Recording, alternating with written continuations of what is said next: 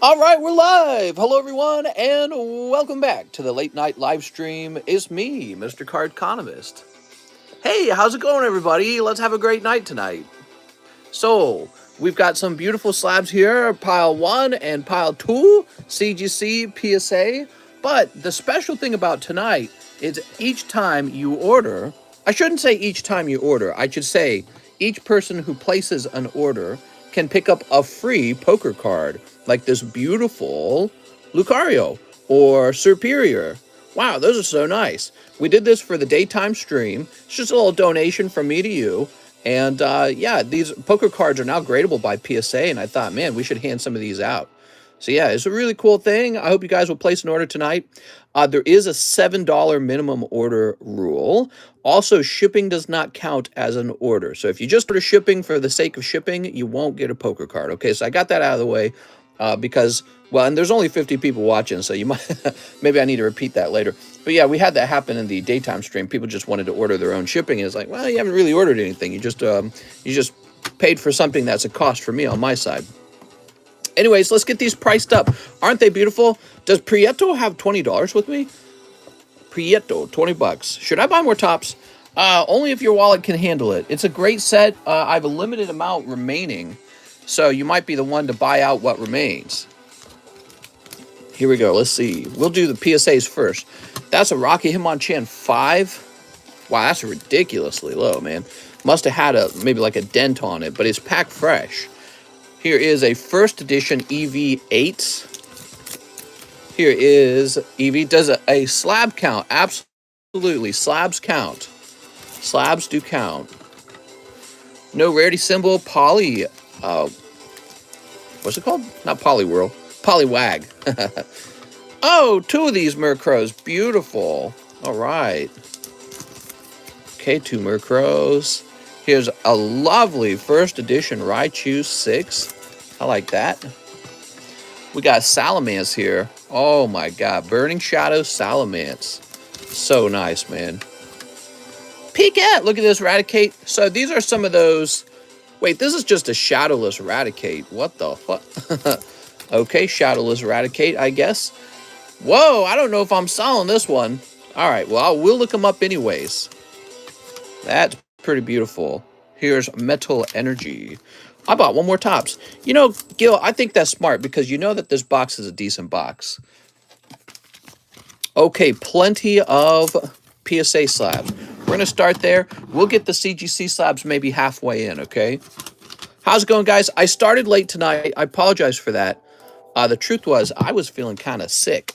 And I'll tell you why. I took my wife out to a new restaurant today because we're always trying to try some new stuff out here. And their food was so bad. It was terrible tasting. We were like, what are we eating? It was like, you know, it was like chicken. I had chicken. She had meatloaf. And neither of us could finish our plates because it was so bad. And then I came home and I started feeling sick. I got like a stomach ache and a headache together. And I'm like, oh God, I've been food poisoned. So, wow, man, just reminds me, like, just eat at home, dude. Crazy. Go to the restaurant. Who knows what they were putting in the damn food made you sick. What place was this? It was a family-owned restaurant called the Branding Iron. And it was such low-quality food. I couldn't believe it. I'm like, the grocery store with its pre-cooked food aisle has better tasting food than you guys. My wife actually went home and she left them a negative review. She was so displeased with the food. And it costs so much. It's like you spend all this money going out to eat just to get sick from it. And it tastes like crap. So what I did was I knew I had this stream. So I immediately went to sleep. I'm like, I got to go to sleep right now because that's what will get me feeling better. So I went to sleep. I woke up pretty late, about around 12. And then I immediately ran off and took a painkiller, started rubbing my own neck and everything. And so I feel good now. But boy, I was feeling like sick earlier after eating that stuff. Must have been straight garbage. I don't know. Dirty dishes or something. But yeah, the stomach ache has passed because it's been like 4 hours. And the headache was lingering, but it's mostly gone. So I will never eat there again. Unbelievable. Have you guys ever gone to a restaurant where you ate there and felt worse afterwards? All right, here we go. So Rocket's Hitmonchan. Let's get a cheap price on this. because this is not a nice card. Okay, so a 6 is for 30. That means we'll make the 5 24. I don't know. Here we are. Very affordable. How about the 9? Okay, we're going to make the 9 $45. First edition Eevee. Chinese buffets. Oh, man. Those are... I love them, by the way. I love Chinese buffets. They're great, but it's like, you're definitely going to get sick. You know, because everyone's touching those damn tongs. Every snotty-nosed kid with a cold is touching the tongs in the Chinese buffet. Every person who took a crap in the Chinese buffet bathroom and didn't wash their hands is using the same tongs as you are. Yeah, those are wild, man. You're just asking for it. But I love Chinese buffets. They're a lot of fun. All right. Looks like we're going to, on the Murkrow, we're going to go with 300 each. This would be a great card for Slabaway versus Series Murkrow. You're not wrong, mister. No rarity Poliwag.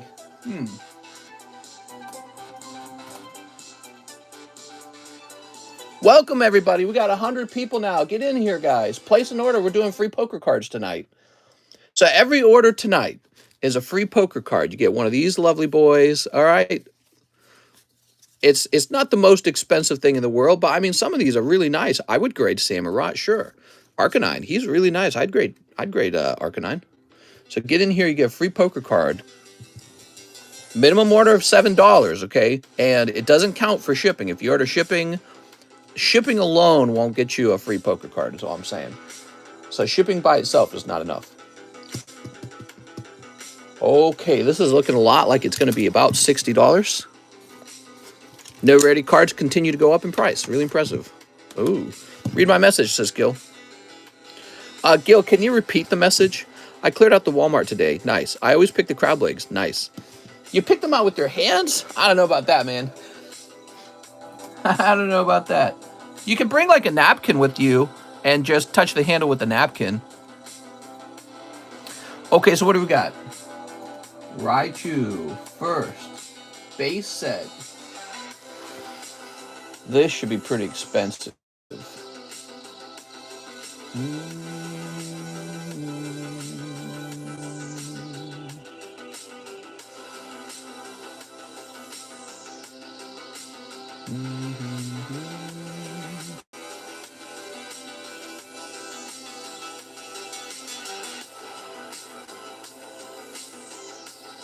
No tonks, mister. No tonks. Hey!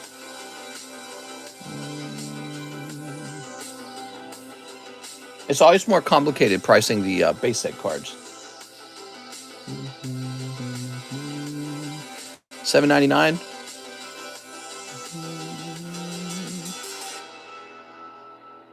Gil said Roaring Skies for Prieto. Prieto, Roaring Skies. Sounds good, man. All right, so hold on.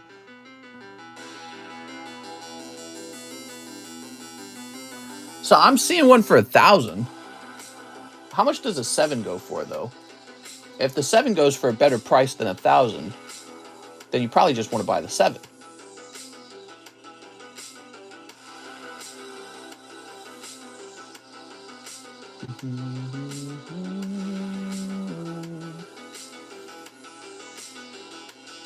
All right, so we're going to do about 400 for this card.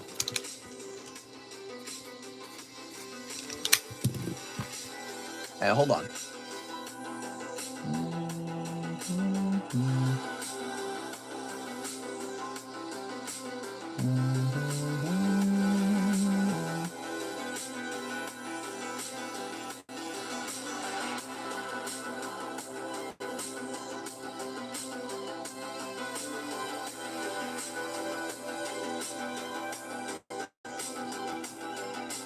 Give me a moment, guys.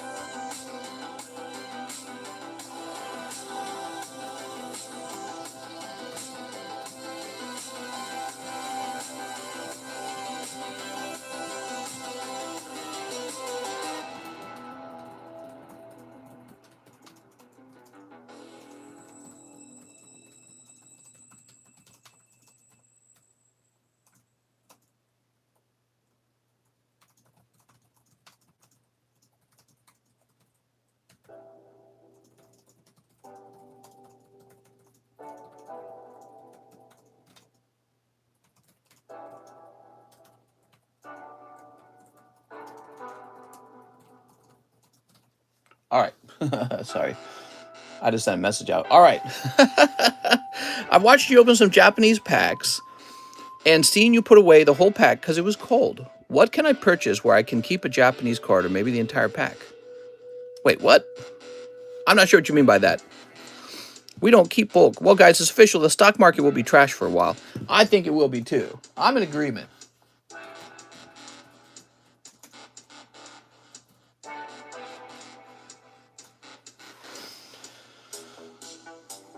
All right, give me a moment. So is there even one of these Slabs for sale?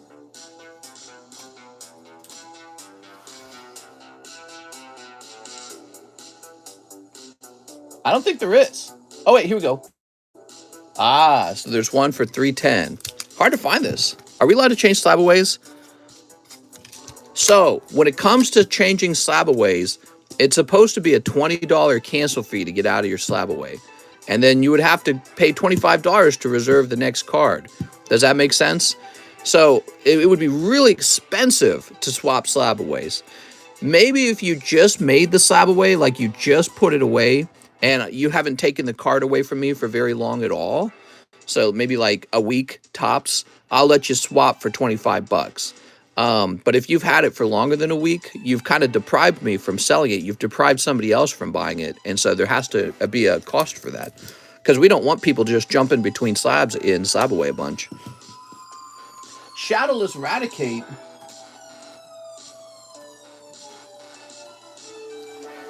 All right, so I guess we'll do about $15 for him. How am I going to play the poker thing of Pokemon? What? Oh, here's the Suicune. This is the one you'll be curious about. Let me see if I'm even going to sell him.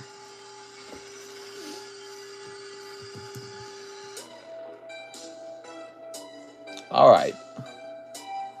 So Suicune will be 300 and... No, you know what? He's going to be a straight 400 with me.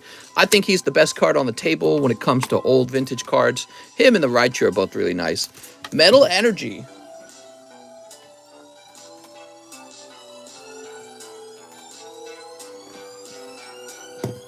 This is a whopping $30. I'll make mine $125. Okay, $125. Sent for the Suicune. Okay, so Alakazam.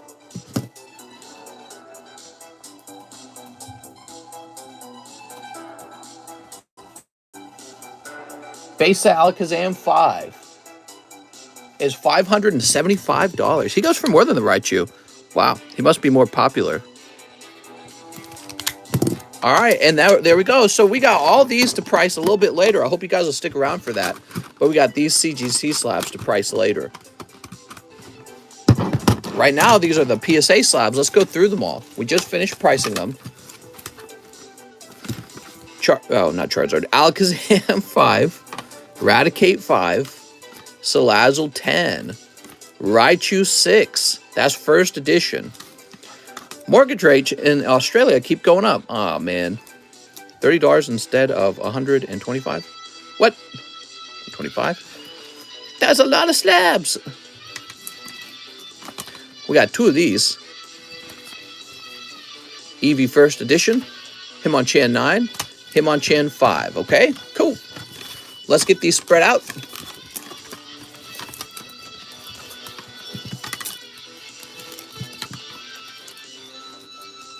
We're ready to start taking orders now. I came because it says free count. That's right, free cards. All right, we're going to log in. How many orders we got? 100 orders. Trenton Hebert. He says, I'll take the Darkrai. Oh, not that. Now, if you guys are coming in for the poker card, keep in mind, you can't pull 2 free poker cards, okay? So don't split your order up. There we go, Trenton. Actually, Trenton was from earlier today, but I'm going to get him a free card anyway. So Trenton Hebert. I don't remember if Trenton got one. I think he did, actually. Okay, now we've got Aaron Searles. One Lost Origin. Can you look at my Vaporeon I won from the Jungle Pack break thing and getting it graded? So it's pretty off center, Aaron. It's pretty off center. And my thoughts are that it will grade below a 9, probably 7 or 8. Okay, Aaron Searles. Mr. Aaron, and that's unfortunate. You know, when you're opening up a vintage pack, you just don't know how off center it's going to be. Do you see how off center that is? That's very off center. Okay, so I apologize for that. It's just the way it is. That's just the way it is. You got Metagross for your poker card. Not Metagross, Beldum. What's the Chase poker card in black and white too? Oh, Lucario, Superior, Eevee. Yeah, there's a couple of really good ones. Okay, speaking of Japanese jungle, we got another round going. So this is the Japanese jungle pack break, and it is ongoing. We also have battle boosters. This is for a round of 2 Arcana boxes. Here's Ancient Origins. We got this much left. We could fill that out tonight. Here's the large. The large moving slow, but it is moving. All right. Jonathan Morris, happy Friday for Pokebras. Oh my God. Let me get you a little bonus poll. You're the first one in the Pokebras. So you got Wigglytuff Topps card. All right, for Pokebras, Jonathan Morris. Here goes. All right, very interesting. You got a round of bad-looking Japanese hollows. 1, 2. Oh, this is that rare Tentacool, but it's a no rarity. That's very neat. No rarity, Seadra Venomoth. Okay, that's 2. 3. And 4. Slowking Dreadnought. Nice, man. All right. Did he also get a poker card? You get a poker card too. So your poker card is Throw. Can you get that Roaring Skies for Prieto? I sent for him earlier. So for Prieto. Yes, does he have a bag? Do I just put it into a pack for Prieto? I don't know what do I do? Do I create a bag for Prieto? How are we doing this?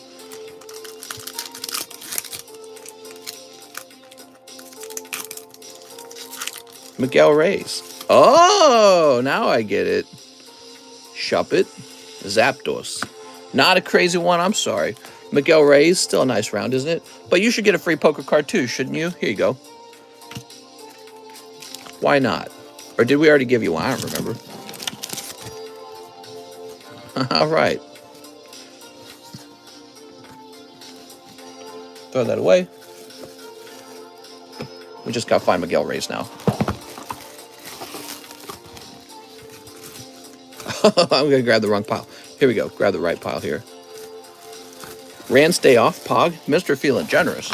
Well, it's the giveaway tonight, so I believe that, you know, the cards have been given away either way, so I'm just throwing them out. So Jonathan Morris, to whoever's going to get them.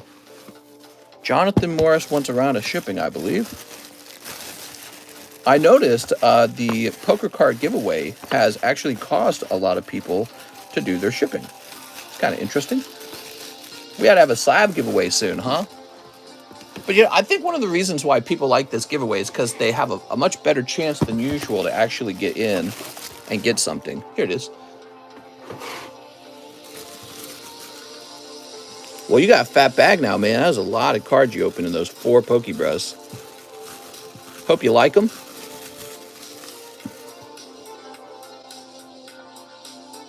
Okay, let's see if we shipped you before. No, we haven't shipped you before. Let's jump in to PayPal and see what your address is like. You sent a lot, it seems, for shipping, so it's making me wonder if you're an international. I like way more than that Sleeve It guy. What?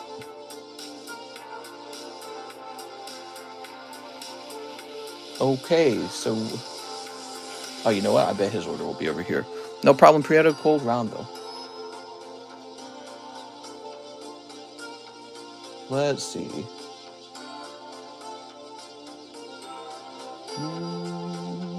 Here we are, Jonathan Morris. All right. Yes, he confirmed his address. Thank you, Jonathan. We'll get you... excuse me. We'll get you some priority mail shipping, okay? Sound good?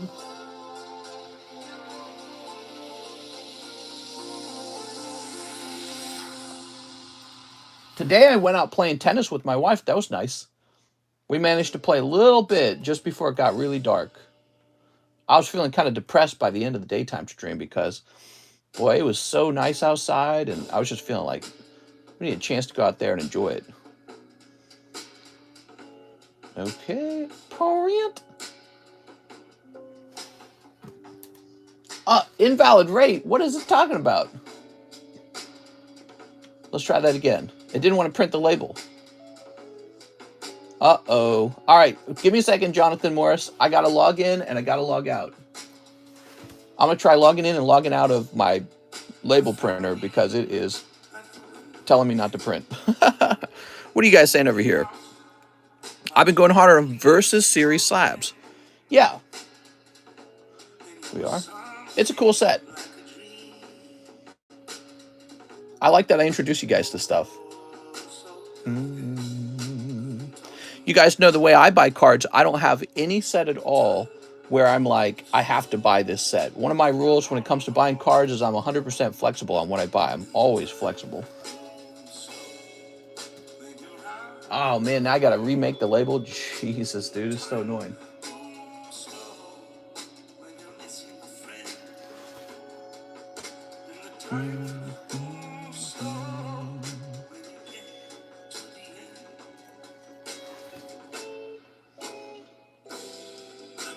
All right.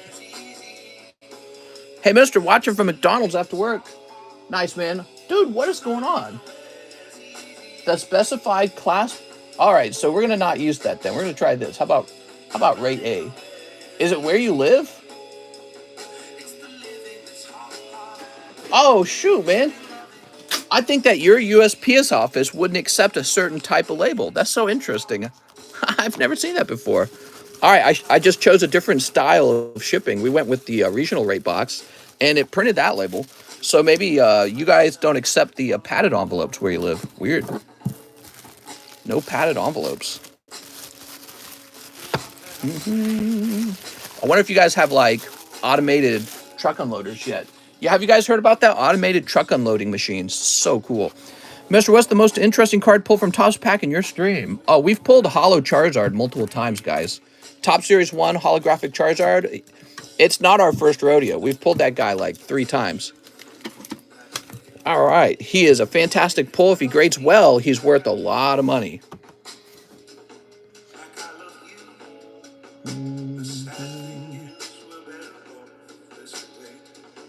Okay. Michael Osborne, 3... Now, wait a second. Yeah, we took care of him. Michael Osborne, 3-time gazer, 2 rebellions. Okay, Michael Osborne.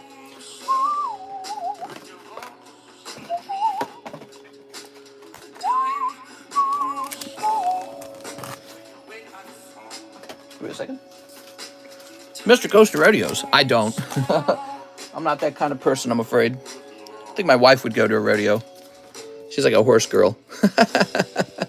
Her mom is. Her mom literally rides horses. She's owned a horse like her whole life. I don't know how she affords it. But yeah, her mom loves horses, and it's like her whole personality. And my wife was like, I don't like horses. But as my wife's gotten older, she's like, I love horses. Very interesting. You only ride Wiglets? That makes sense. No, I'm just teasing you. All right, let's see. Horses. Horse girls are so damn high maintenance, it's unreal. Oh, my wife's the opposite of high maintenance. She's like super chill. Yeah, my wife is like the opposite of a high maintenance girl. She's extremely relaxed. Well, relaxed isn't the word. She can be very anxious and high strung, but high maintenance, no. Nothing bothers her. She's very patient, and she's kind of messy herself, actually. She's not super clean. Here we are, Gabranth. 2 rebellions call. That has been serviced. That's for Michael Osborne. Her mom's kind of that way, too. Her mom's very, I'm not sure what you would say. Her mom is not like a super clean person. She's like an outdoorsy person. That's what she is. She's a very outdoorsy person. Her mom is. She got diagnosed with stage 4 lymphoma cancer, guys, and she survived it. Pretty impressive. All right. We thought we were going to lose her mom that year. Joseph Jones says 5 Naruto foretold prophecy. Very good. Hey, what's up, Focus Scrub? Did you hear Congress let Lizzo play James Madison Glass Flute at her concert? That's pretty cool, huh? 1, 2, 3, 4, 5. That's the DNA test song, girl, right? My wife had to tell me that. I asked her who Lizzo was. So Joseph Jones. Here we are. Oh, wow. You got, what's his name again? Ryolu? Horse girls have more room if you know what I mean. Sneep. Well, so my wife was always she was always kind of bitter toward her mother in a certain way. She didn't like that her mom spent so little time with her. Her mom would run off to the horse ranch and spend her entire day with horses. That was it. She would just be alone, and that was her thing. And she didn't really do a lot with her family and her kids. Now my wife's getting older, and she just doesn't care as much. And she's like, oh, man, I like horses. I was like, oh, no. Deep-rooted organization. There we go. Beyond the time. So she's got a bit of her mom in her. Here we are. Let's see. Oh, interesting. So the hollow is in the back this time. Very interesting. Baki.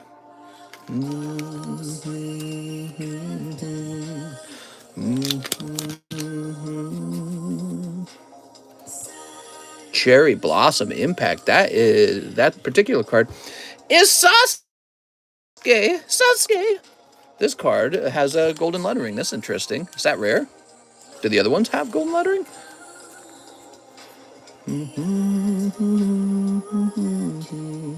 They didn't. I think this one's extra rare. Cherry Blossom Impact has this gold lettering. Ah, very interesting. All right, Joseph Jones. Inherited Kekai Genkai. What? I'm gonna use my Sharingan. We got Shizuku and Fake Smile. 3 circles are good, says Waldo. Oh, nice.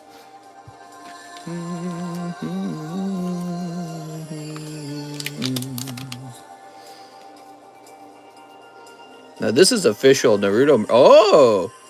Wow, I think that's going to be a valuable card. You probably ought to grade that one. And Naruto... What set is this? This is Naruto Foretold Prophecy. It's on the menu. It's an official Naruto card set. Yeah, it came out like 10 years ago. It's really old now. It's vintage. Inherited Genkai is something innate, mister. It cannot be copied by the Sharingan. Oh my god. It cannot be copied by the Sharingan. So, Joseph Jones. Joseph Jones. You had a lot of cards, didn't you? I'm trying to remember. Oh, because you had your own box. Shipping for slabs and non-gradable cards. This one says not hits on it. So that's probably a lead indicator. Schooled is unwise. The Sharingan forbids mystery to keep the book. I'm going to keep my Sharingan. Who is Lizzo? I only read news when it's about chess scandal. Oh my god. So for slabs and non-gradable cards, we're going to jump over here, Joseph. Here we are. Nice of you to stop on by, Joseph, and open those cards. I've always got those around, and people don't order them super often, but it seems big Naruto fans will open them. What is this? It won't let me print flat padded envelopes. Why is that? Well, we'll just do a regional rate anyways, because they're about the same price. It's about $1 more. So weird. It won't let me ship a particular type of package. Lizzo doesn't eat donuts. She swallows them. Yeah, I've heard a lot of people make fun of Lizzo for her weight, but, you know, she's probably a gazillionaire living in her mansion in California. So, you know, laugh it up. She's doing well in life, guys. She should probably lose weight because she doesn't want to have early health disorders. But I mean, again, like you can only laugh at her for so long because she's got a talent, man. She's sexy, says Night Owl. Here we are. Somebody probably finds her very sexy, but not me. But I wouldn't, I wouldn't make fun of her. Here we are. She's out there making music, making millions. All right, Joseph Jones. After Joseph Jones, we've got Marcos Rojas. One Fantasia Bunko. Oh, did we get him his card? We did, yeah.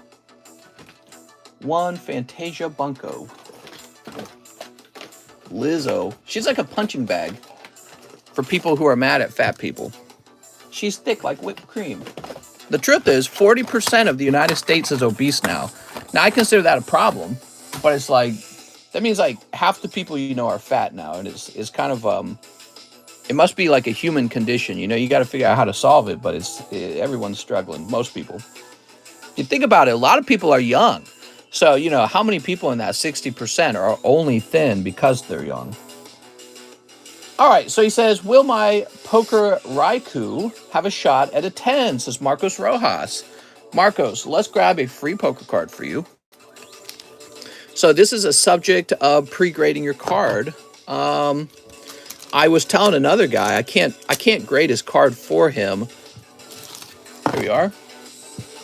Can't grade his card for him when I offer a grading service. It's like you're having me grade for free. I guess maybe the solution would be I'll show the front and back of your card. My girl calls me chubby. Your girl calls you chubby? That's what she means when you're fat. Just get rid of bacon, egg, and cheese. So Marcos, what are you talking about? Bacon, egg, and cheese is a staple. Talk about taking away my bacon, egg, and cheese. What in the... Okay. My girl likes my chub. Weather update. Dude, it's so beautiful outside. Crazy good. I'll just call off tomorrow because it's way too nice to be working. We're looking for Marcos Rojas. I know you're somewhere. Here we are.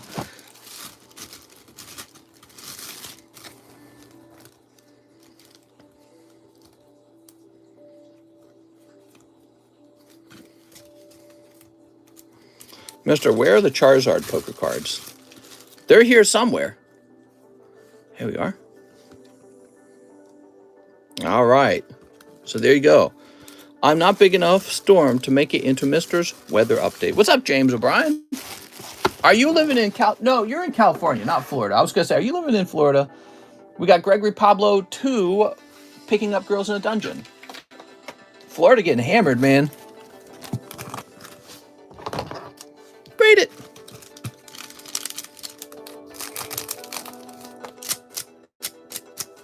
There we go. Did Ian touch you? Ian, big storm. Yeah. Holy moly.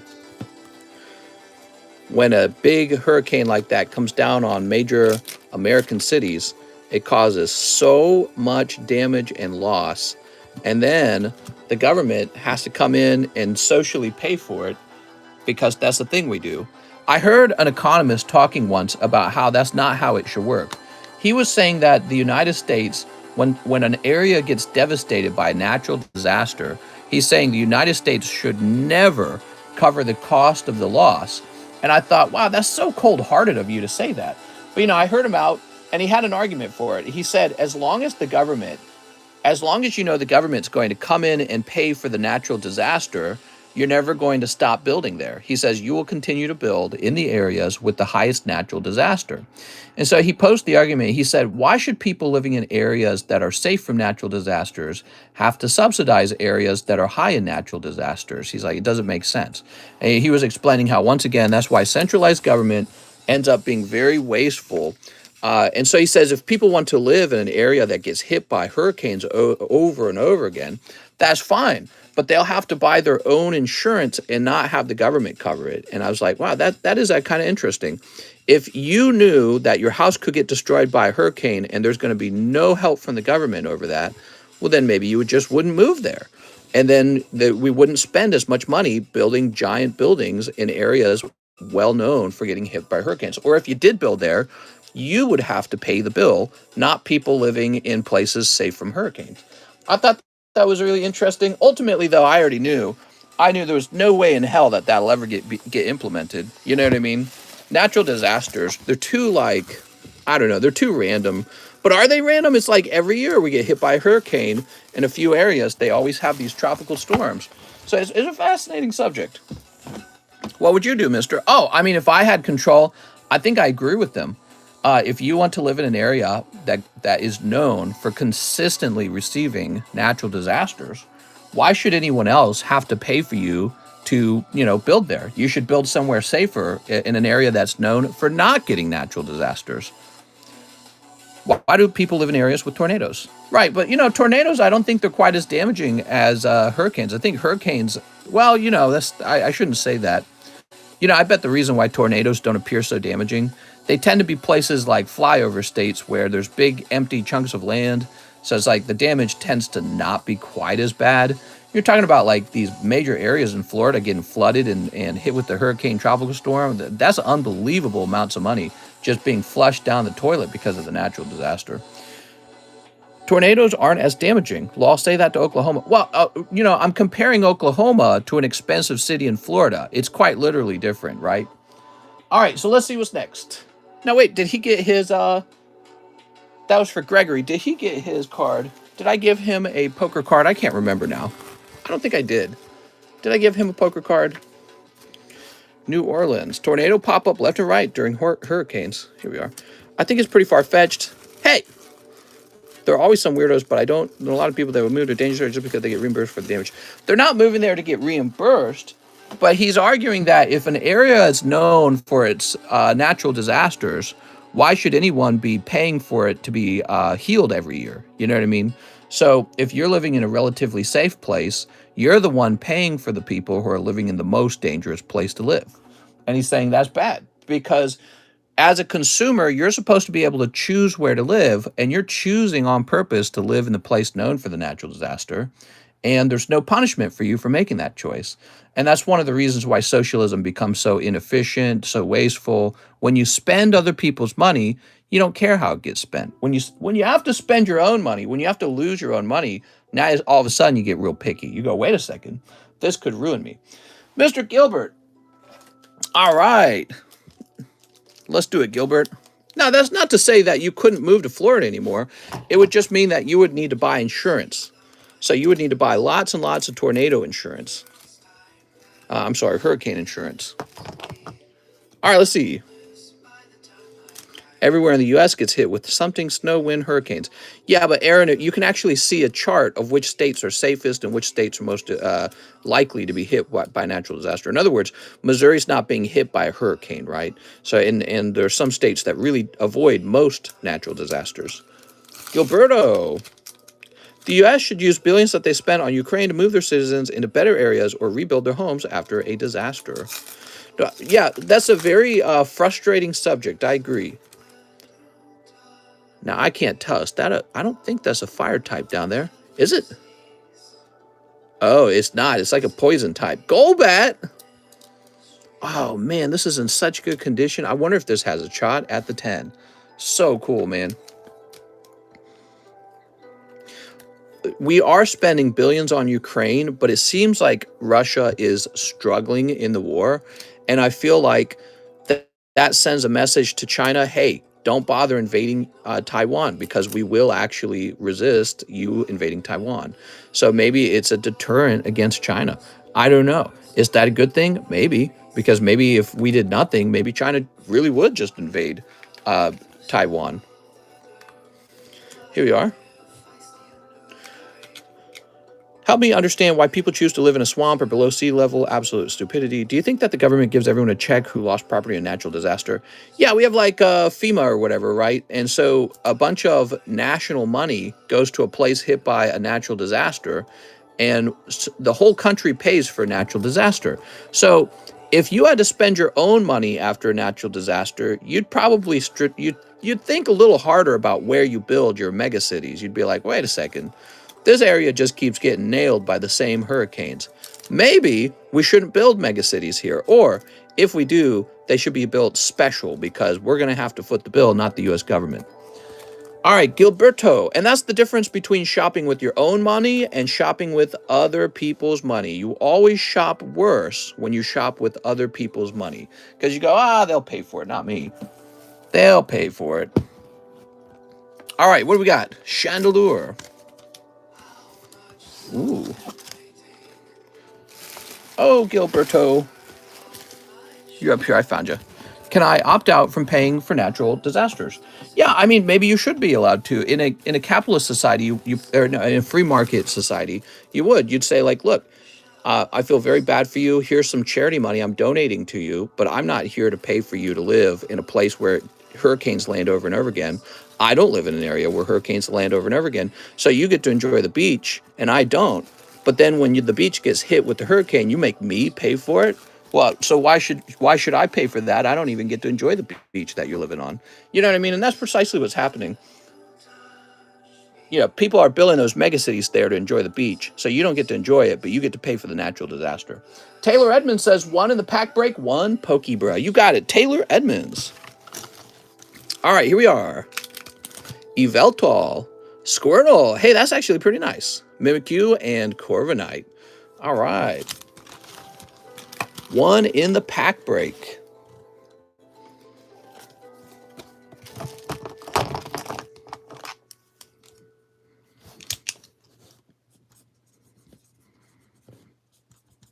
Taylor Edmonds. Pretty interesting subject, right, guys? It's something that I had never thought about until I heard somebody else talk about it. And then I go, that does kind of make sense. Why would I pay for that?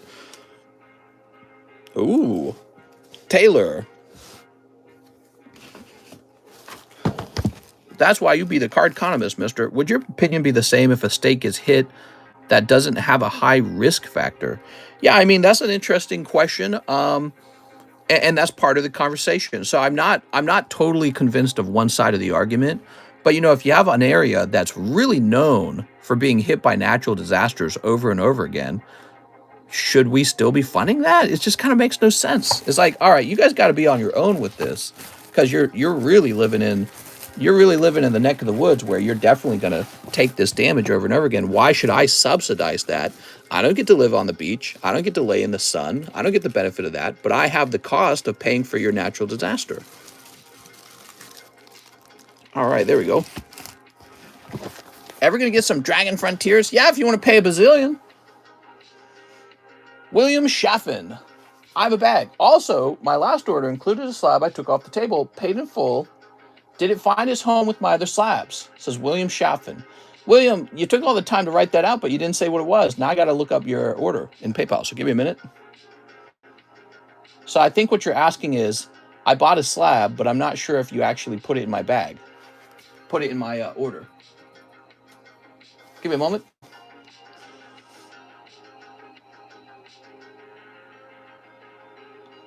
Bulk grade, top series 1. Poker card, King of Hearts, Suicune. So if you're asking about the Suicune, that did go with your other stuff, yes. All right, so William.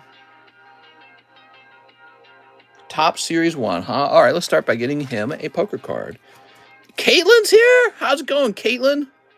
So nice of you to visit. Too many roads, cones is the problem. What? Albuquerque, NM. Is that New Mexico? Is pretty safe. They only really get sandstorms. I live in Minnesota. We get snow blizzards, but I've never seen a tornado. Yeah, I live in Missouri. We do get tornadoes, and they can be damaging sometimes. We had a very bad one maybe about 10 years ago in Joplin, Missouri. A lot of people died from it. I'm doing good. Oh, Caitlin. When are we going to give Caitlin a bunch of free Pokemon cards? So, Topps Series 1. So this will be the last pack of the Topps Series 1 boosters. They're sold out. You'll be pleased to know I've already got some on the way, but these sold faster than it arrived. So we are sold out for a little while.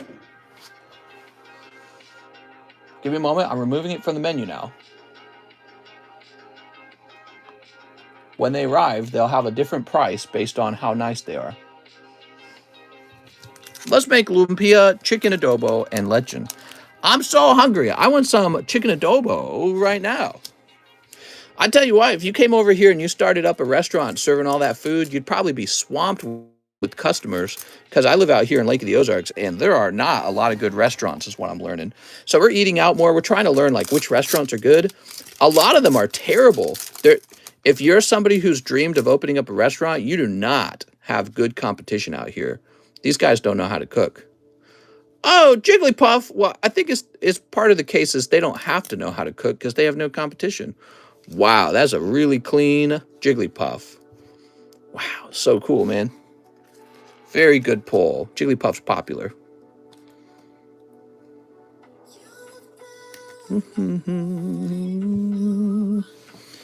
Yeah, my wife and I, after we ate out tonight and I was like feeling sick from the food, I was looking at her. I was like, we should open a restaurant. I could do better than this. No wonder Prune Juice Lady goes to your house. I know. Ooh, Psyduck. Oh, man, I'm seeing a Pikachu, Professor Oak, and most importantly, it's a little stickier than the other one. Oh, that's too bad. He's got a little residue on his tummy. So you got a Venusaur here as well. That's nice. Would like fish head sinigang. I would love it. I love all fish. I love all fish, all seafood. It's delicious. The stinkier, the better.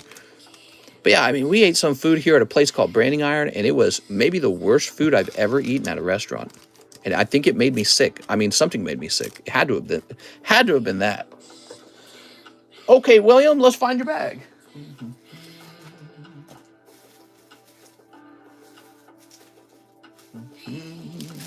When do you get those from? I need them. Let's see. You talking about these Topps cards?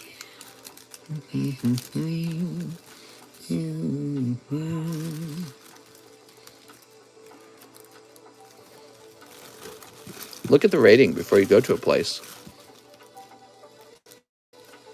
I don't always do that. Do you guys do that? I try to give a place my own opinion. But yeah, Branding Iron was so shockingly bad. It was really crowded too. They were getting tons of business. The whole restaurant was full. We waited like 40 minutes for our food, by the way. So there's plenty of people who want to eat out, but they've got like terrible food options. Just terrible. Really unimpressed. All right. Wow, we're already at 64 likes. Did you guys know we're giving out a whole box? Here it is. We're giving out a whole box of Lost Origin, but in order to trigger this Lost Origin giveaway, we always have to reach 200 likes. So I know that's a struggle. There's 160 watching, but that is a goal for you guys to go after, okay? So don't forget to hit that like button. What's up, Nick? Mr. Brazilian Steakhouse, next time you're in St. Charles, on me. I gotta go back to St. Charles. Brazilian Steakhouse. Last time I ate at one of those, I was in Washington, D.C., and I was a kid. I was like, oh, this is cool. They walk around with the meat, with the juice. Mario Quintana 2 sneaker bundles. Oh, Mario. Here we are. And an appraisal on my bag. Thank you. Thank you. Thank you very much. Got to make your own stuff. Same around here. How you doing this fine morning? I'm all right. Started kind of late. Yeah, I was explaining that earlier. I ate out today, and it like gave me food poisoning. And it was really terrible. So I was just talking about how somebody ought to come out here and open up an actual good restaurant. There we go. Sexy Waifu 1. Oh, Sexy Waifu 2. All right. Holy schmolies, man.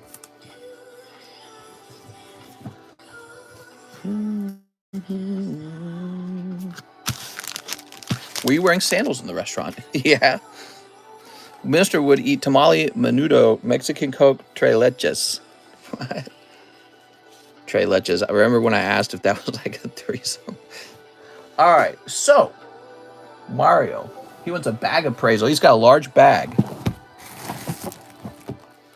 So obviously, Mario, when it comes to these sexy cards, I strongly believe in their potential to flip.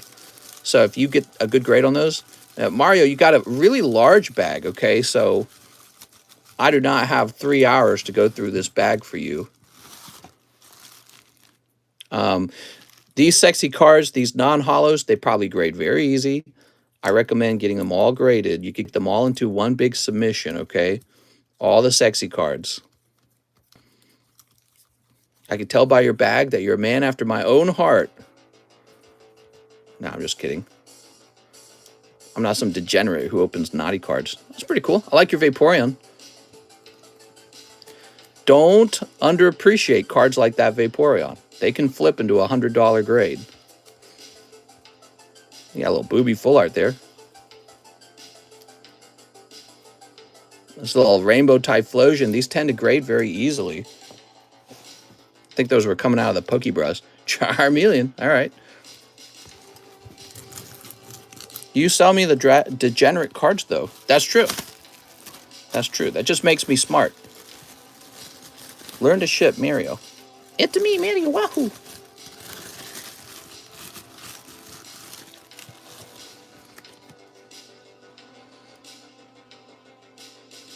Slightly off center between the top and bottom, maybe? Yeah. Looks actually pretty well centered.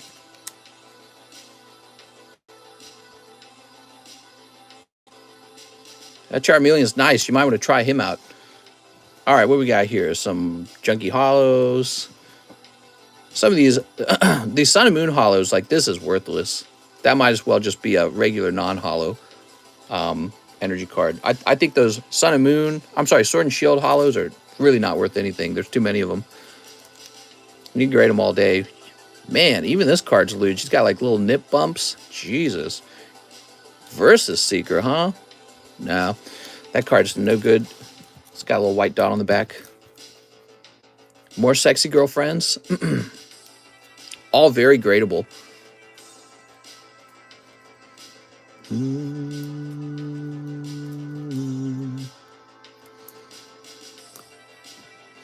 Okay, so you once upon a time opened up a UFC pack.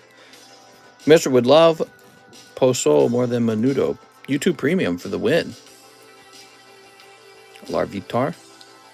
Jeez, you got a lot of the sexy cards, man. It's looking kind of nice. Dustox. Okay, so you obviously have a lot of these girl cards, right? And I think that there's nothing wrong with them. I think that they will grade easily.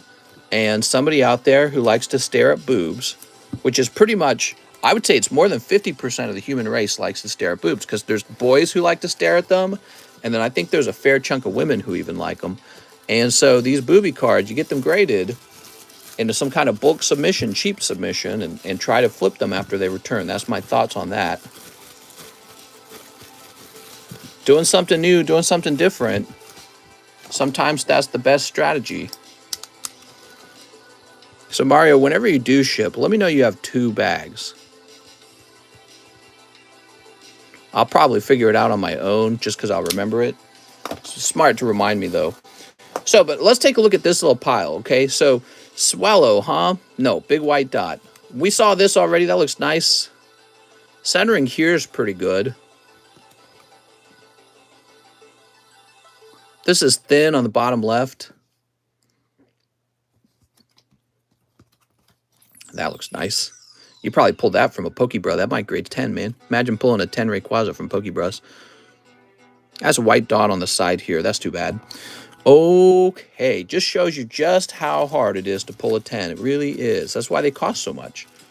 So these are your good cards right here if you want to just know about the Pokemon cards. This is real solid, by the way. If this grades 10, real solid card. Really like it. I think it'll always be an enjoyable card to own. Could be an easy flip. You put Jock Cart. I don't know what you're talking about. Mario Quintana 1 and Mario Quintana 2. You're all good. Did we get him his poker card? He got a poker card, right? I don't remember. You want another one? Let's get you another one. I sent for Tops 1, Open Tops 2, and 3 of the 7 Deadly Sins. Sounds good, Gil. You'll probably pull a Charizard out of Tops 2 anyway, right? You'll get real lucky. If you can pull Charizard over there, that's better than pulling, like Golbat from Series 1. So you can get lucky in the Tops 2. Beatrice Moniz, can I please get the Rocket Hitmonchan 5? Yeah, that was a cheap one, huh? Here it is, Beatrice.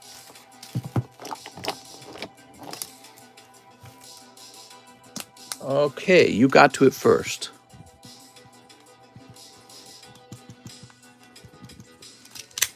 It's okay. Best mod Alex is here. Here we are. We should, once a month, we should have a poll which mod is the best mod. And then there should be like a special prize for being best mod. Armando Reyes, 5 Lost Origin. What's up, Armando? So tonight, guys, we have a poker card giveaway. For 1 order, you can get a free poker card.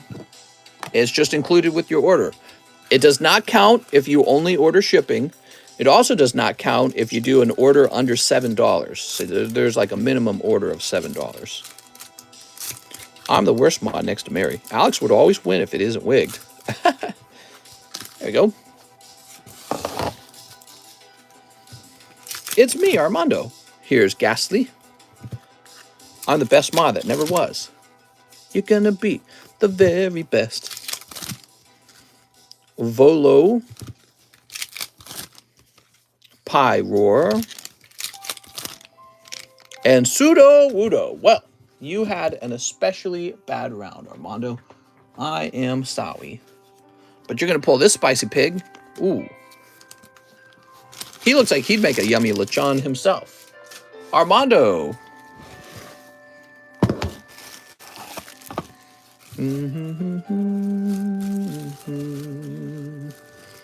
Mary's the cutest male mod. Whoa, I love me some bacon. A poll on the best mod seems fun.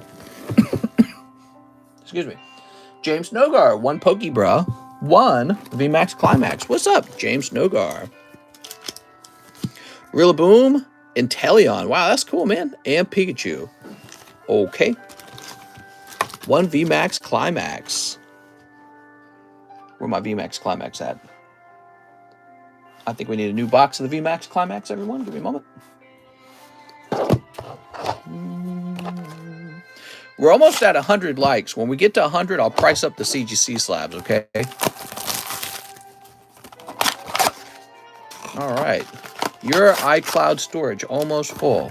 What? Here we are.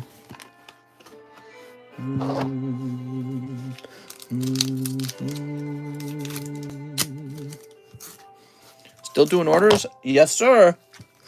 I'm still doing it. You got the V-Union card. Oh, hold on. That's your holo. Cool. What's your favorite Pokemon? This one. All right. So here's these. Here's both of these.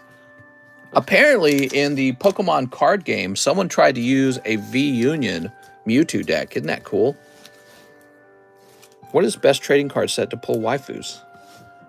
Sneaker Bunko is the #1. Okay, James. Thanks, James. Open jungle. It's got to be filled up first, but maybe you're telling the audience to open it. Jose Mendez says, Slabaway the Suicune. Okay, Jose Mendez, it's all yours.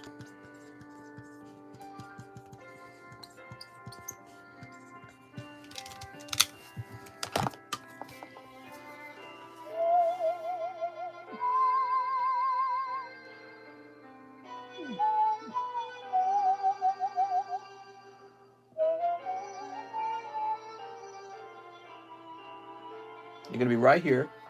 We're gonna set up for October, and it's going to say Suicune 400. All right, it's all set up. Oh, here, I'll toss a card in there as well.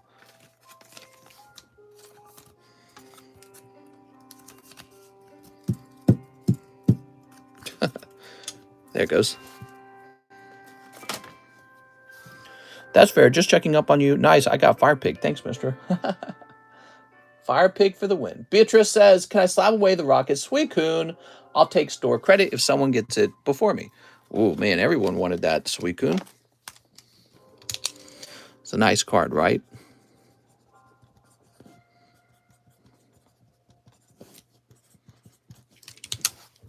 Fire Pig. He can cook himself. Get the rotate going. We have a lovely Generations Gardevoir 9. Here is a PSA 9 Charizard from XY Evolutions. A Hunter 9.5 that never sells. Here's a PSA 9 Lugia from Ancient Origins. That's one of the cards you're trying to pull in the box break. Okay, cool. And it looks like now we're refreshing. So here's Arturo Perez. Can I get 2 Lost Origins? Okay. Arturo Perez. He says, I have a tiny bag now. Oh, Arturo.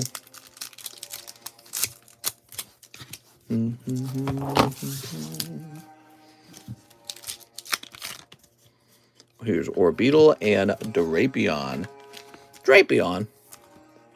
Oh, oof, glad I don't have to deal with that, says Sergio. Here's Bonnet. Hugh Janus. Oh, my God. Soup. No Gamma. Here's Adeno. I got some hits. Bloody Mary, time of month. Bloody Mary. Feel like you're probably at 100 likes now, by the way. Nuh-uh, it says 98. 98's not 100. Get us to 200, we'll start that giveaway. Thomas Walters says, I'll take 2 Pokebras. Thomas Walters. Wow, dude. That came out of 1 pack. Those are a little bit loaded, it feels. All right, but this one's not. So you got Greninja Eevee, Son Goku. This is like a mixed pack, huh? It's like you're at the buffet. All right. Now, a free card for you, good sir. Thomas Walters.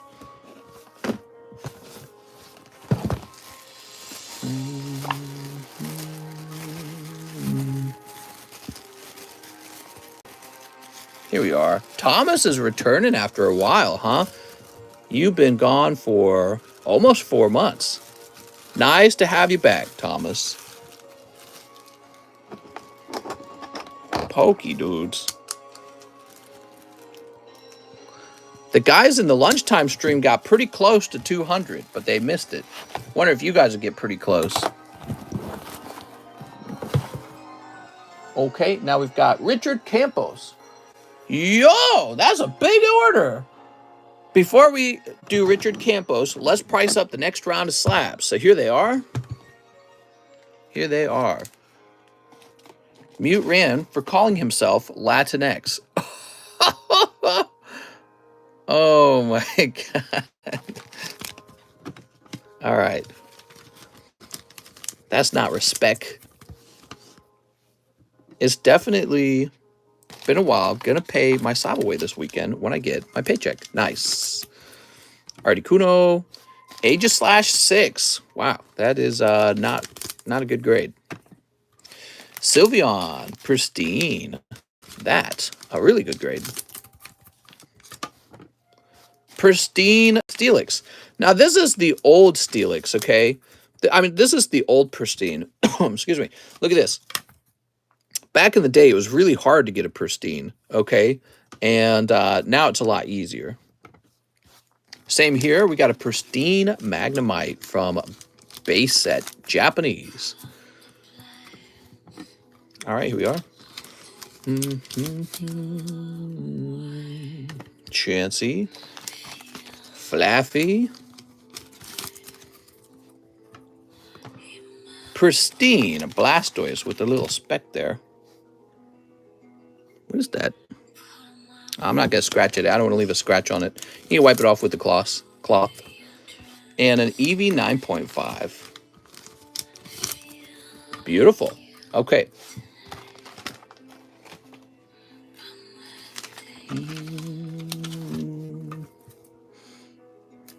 That Steelix looking so nice. Anyone else love the new Mermaid trailer? Alex. She looks just like me. All right, here's Chansey.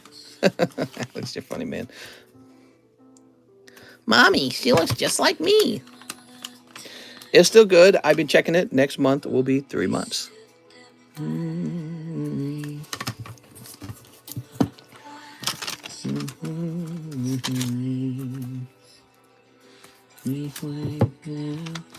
We're running into October soon, right?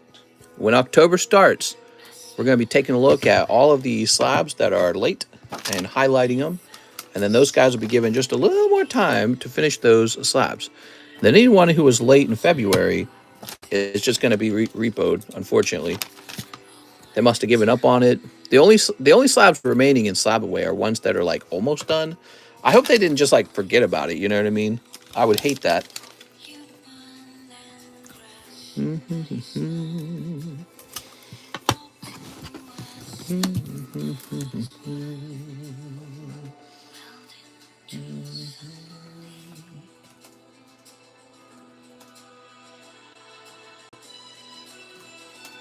So this is Eevee Heroes.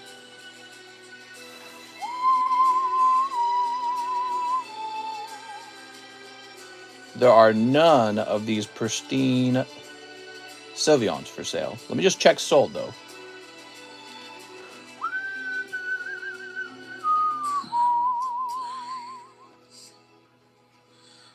There are none sold either. Very interesting.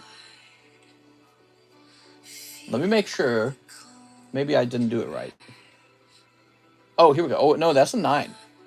Oh, here we go. Pristine 10. Okay, maybe I spelled pristine wrong. I don't know.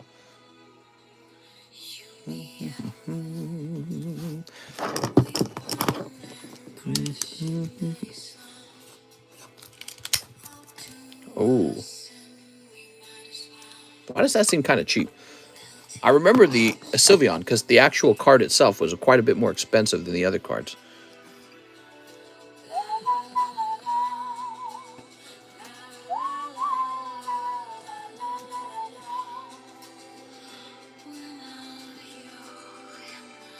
All right, so this is really expensive. Oh, wait a second. No, it's not.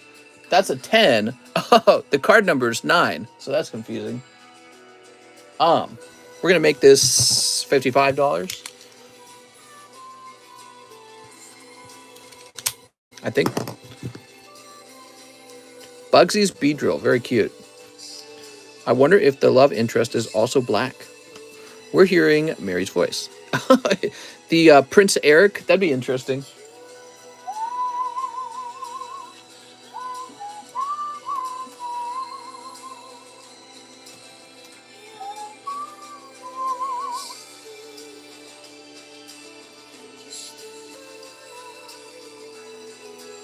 Man, the musical composition for this song is so freaking good.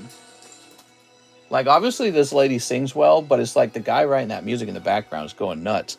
So, there are no pristine Jasmine Steelixes. I get to make up a price. My price is going to be a little bit higher than a PSA 10. We're going to go with 600 for this guy, okay, for a pristine 10. It's an old vintage card, okay? So vintage cards tend to be going for quite a bit more whenever they accomplish pristine or perfect grade, right? Articuno.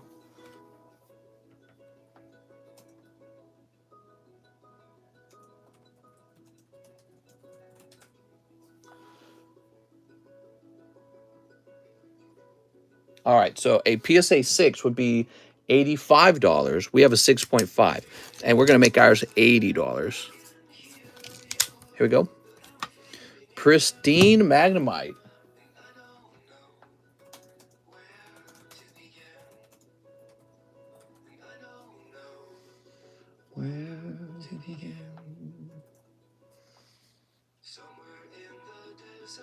So I'm going to be coming up with my own price for this. There is no CGC equivalent. There's going to be $200 for this pristine Magnemite. Aegis/6, probably like 15 bucks. Flaffy pristine, 600, crazy. That's not crazy at all. It's very hard, in fact, to get pristine on a vintage card. So that's better than PSA. People want to pay more for pristine. That's the truth. Now, you know, if it was like a modern card, I don't know how much more they want to pay on a modern card, but even modern cards tend to have a good markup on pristine and perfect grade.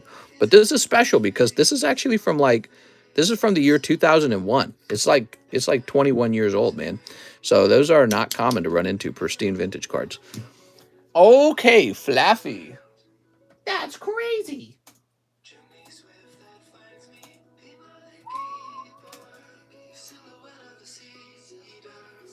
Pristine 10 Flaffy goes for 100, huh? He is not the most popular. Shadowless Chansey. Flaffy like 800. Well, I think I had a perfect Flaffy for like 600, but that didn't sell. So I put him in the large for like, I don't remember what I put him in the large for. Maybe it was like 300. So here's Chansey.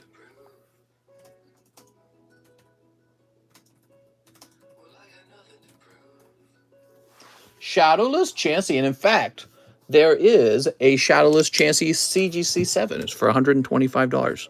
We'll make ours 120, okay? Ooh, that's cool, man.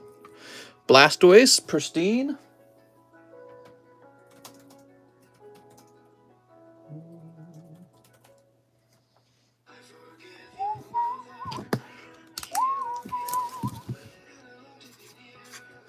Here we are. And Eevee. I love this Eevee.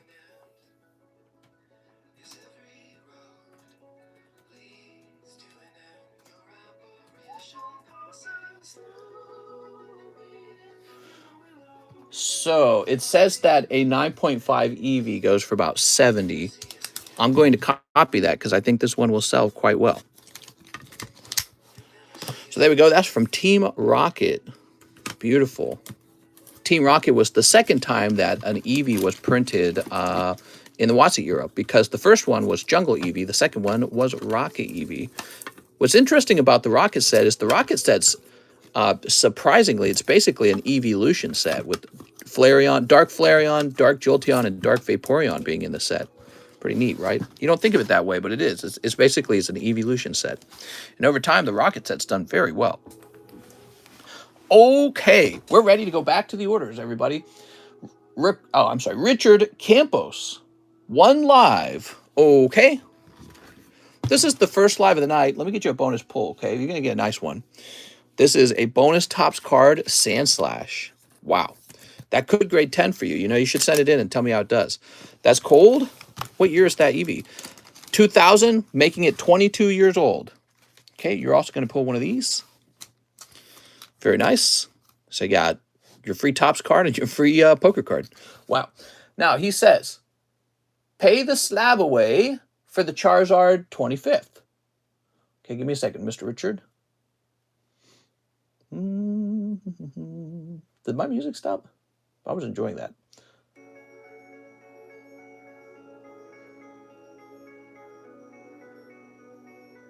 Richard Campos. He has a Charizard from September 29th. You got it, Richard.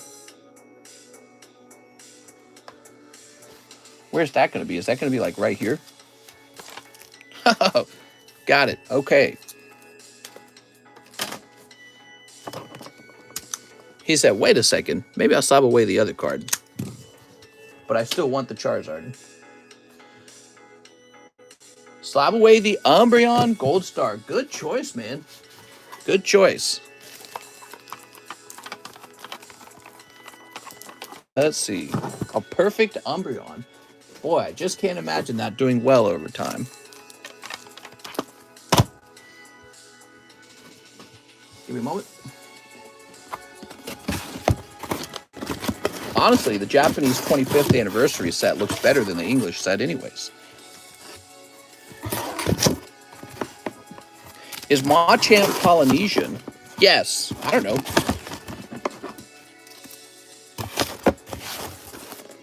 Okay, put this back over here. This is all beat up. Let's get a nice clean sleeve. Wow, this looks so beautiful. Trust me, if this price was even slightly lower, it would have sold so fast. You would not have a chance at this card.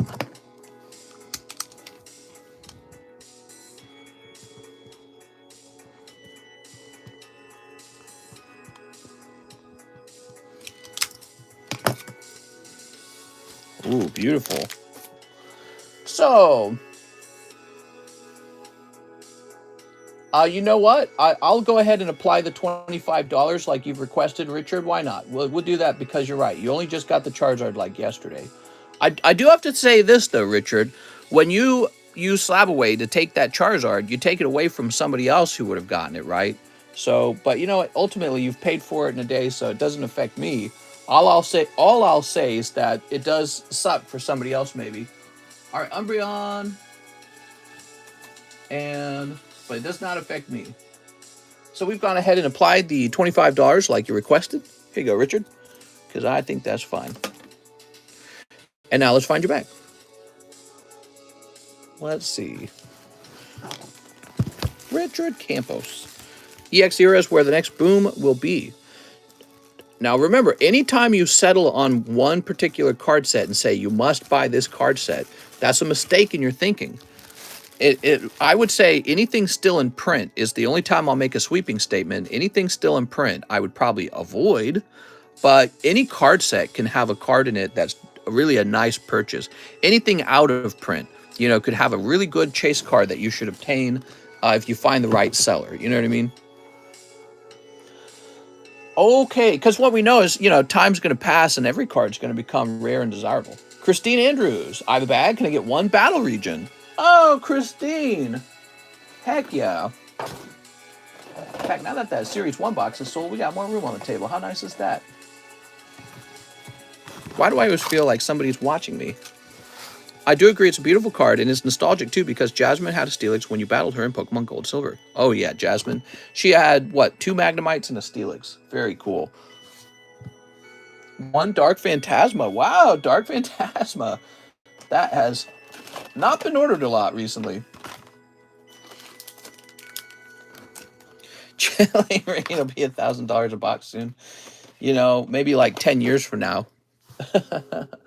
You never know, but probably not even because that set was just so heavily printed. So we got a table full of fresh slabs for you guys. Really beautiful. Chilling Rain hits soft. Okay, there we go. And Garchomp. That's for Christine Andrews. Christine, get you a little card here.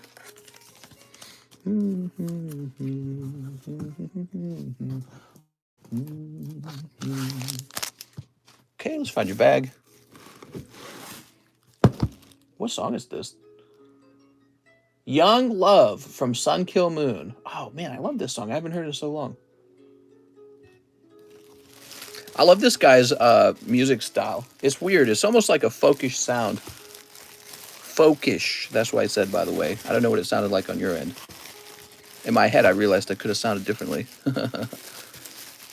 He's got an interesting way of strumming the guitar. He does like this weird, like, multi-finger thing. What's up, Snorlax? Christine Andrews. I think I turned my fan on finally. I don't know why. I start the stream every time with no fan, and then when I'm talking up, my body heats up. When I'm talking, my body heats up, and then I'm hot, and then I want the fan running. No iron, all in. You can do it. All right, give me a moment.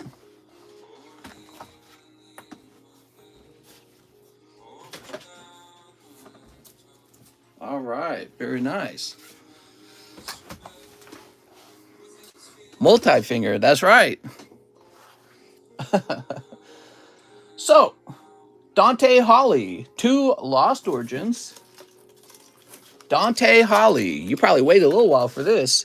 2 Fantasias. I think we need to get some more Fantasia Bunkos, so give me a moment. What? New member or member message?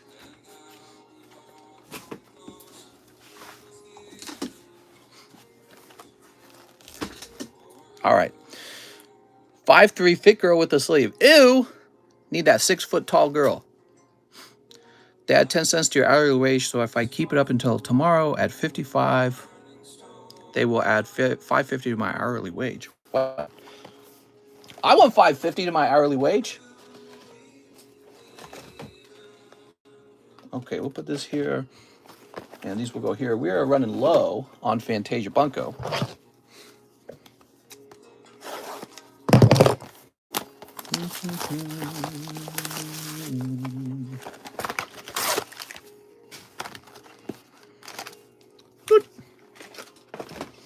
Good luck to Dante Hollow.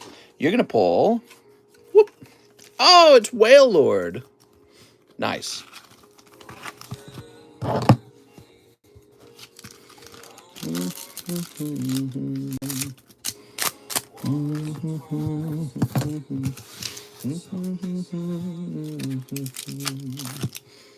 We've got Right on D's. Slabaway. Wow. Bondage Girls.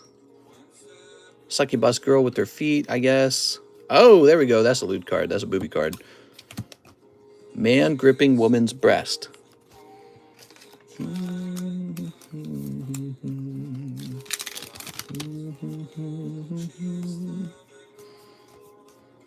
Okay. Oh, I see. It's the same girl. Oh. Now it all makes sense. What are these characters from, man? They seem like they're from mixed animes or something like that. This is like a fan service set. Dante Hollow, let's grab you a bag.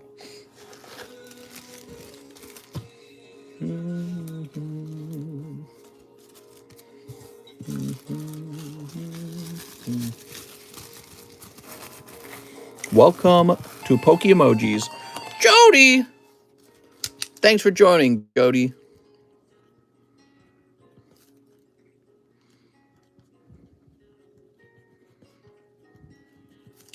Here we are. All right. Jorge Gomez for my Slabaway and shipping my bag. You got it, Mr. Jorge Gomez. Nick G is a baby, Nick G is a baby, Nick G is a baby, Nick G is a baby, Nick G is a baby, Nick G is a baby, Nick G is a baby, Nick G is a baby, Nick G is a baby, Nick G is a baby, Nick G is a baby, Nick G is a baby, Nick G is a baby, Nick G is a baby, Nick G is a baby. Okay. I think Nick G is a baby, huh? All right, very good. That was for Mr. A49. WTF is that? You guys are able to send me messages while we're live where a robot talks for you.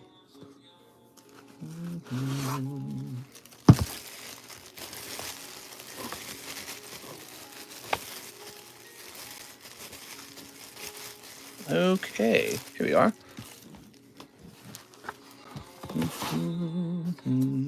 Oh, the fire pig. Boop. Can it say dirty things? I don't think so.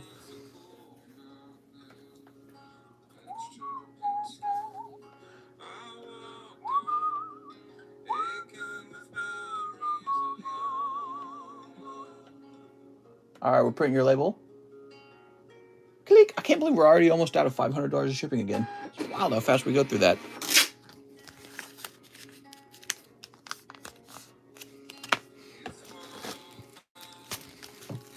Wow, no free towels out. I'm leaving.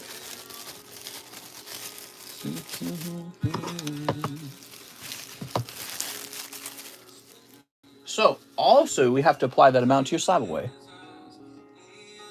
For Slabaway and shipping. So, $75 minus 8. $67 being applied to your Slabaway. Jorge Gomez.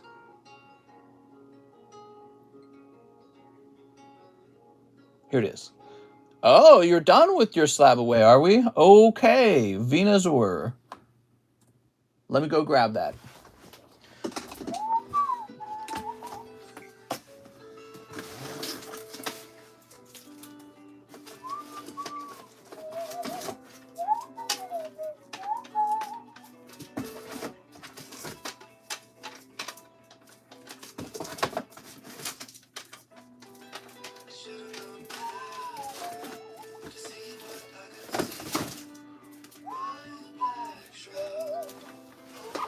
Very good. Do you ever go by Lord Pretty Flacco? Can someone tell me if he can put me in the pack break? The pack break? I'm sure I could.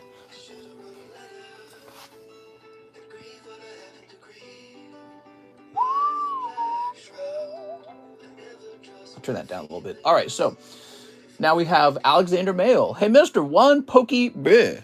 Alexander Mail. Oh, Golden Houndoom. That's nice. How long is the line? I don't think it's very long tonight. One spot in the box break. Okay, let's start here with putting this away. You're in the what? The AL box? There's like 3 AL boxes these days. Did you know that? See if you're in this one. So Alexander Mail. You're not in this one. Ugh. Let's see if you're in A1. AL1. Here we are.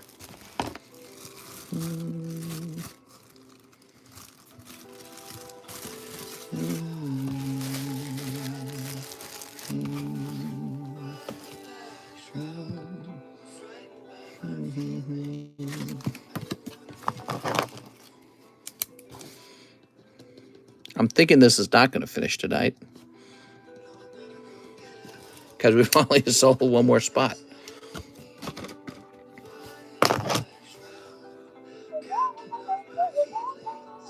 Connor Catman, I'm ready for another box of Attack on Titan Final. You got it. Connor Catman's going deep. You ready? I'm going to move Beatrice Moniz' cash over here. So, Beatrice, I can see you had another card for $15, right? We're going to combine that with this one. So, this one becomes 40. I'm not a football person, but I'm sure do hope the NBA season this year goes hard. Yeah, me too. I'm not a football person, but I hope it goes really hard, like my pee-pee. But, mister, I paid. Oh, I see. So you paid for a spot in there, and you're saying I didn't add you? Is that what you're saying? We can fix that.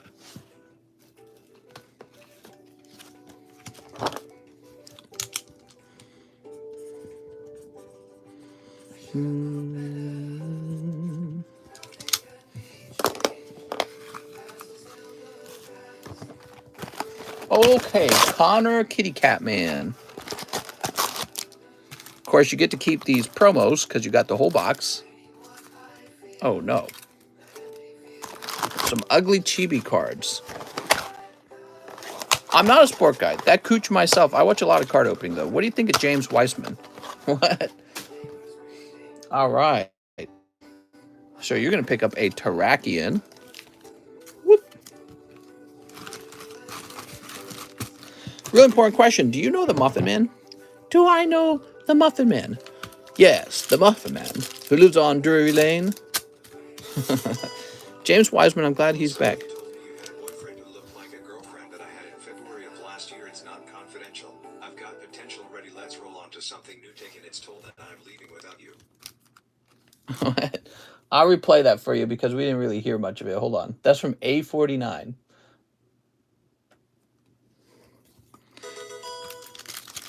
Well, somebody told me you had a boyfriend who looked like a girlfriend that I had in February of last year. It's not confidential. I've got potential ready. Let's roll on to something new. Taking its toll that I'm leaving without you.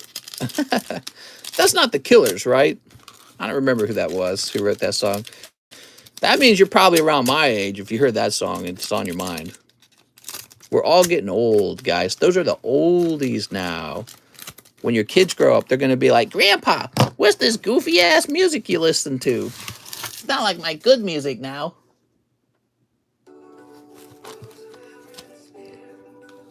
All right, here goes. Gramps, will you stop playing your bad old person music? It's a classic. It's almost Croptober. Big bong rips. Boop. Yeah, it's feeling real nice outside where I live. The cooling weather. Missouri gets just ridiculously hot weather in the summer. Oh, there you go. You've got Armin lending a hand signature. Woo! All right. Beautiful. That's for Mr. Catman. All right. Shoop. So easy. That's a hollow. If any NBA player in the first round gets drafted, that's a hollow. That's a hollow. I'll ice wax your depths, Pokemon. We in a mini heat wave in California. Oof, sorry to hear that. Okay.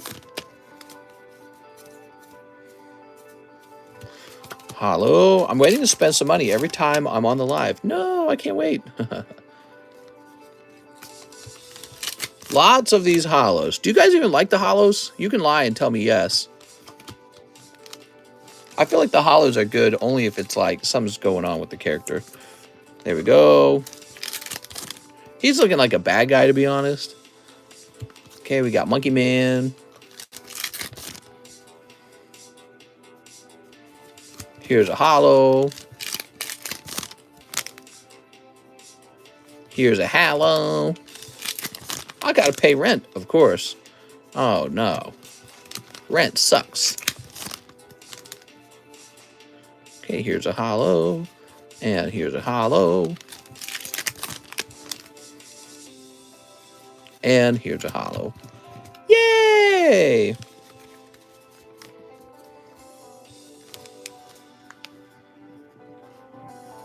All right. So that's for Connor, Catman.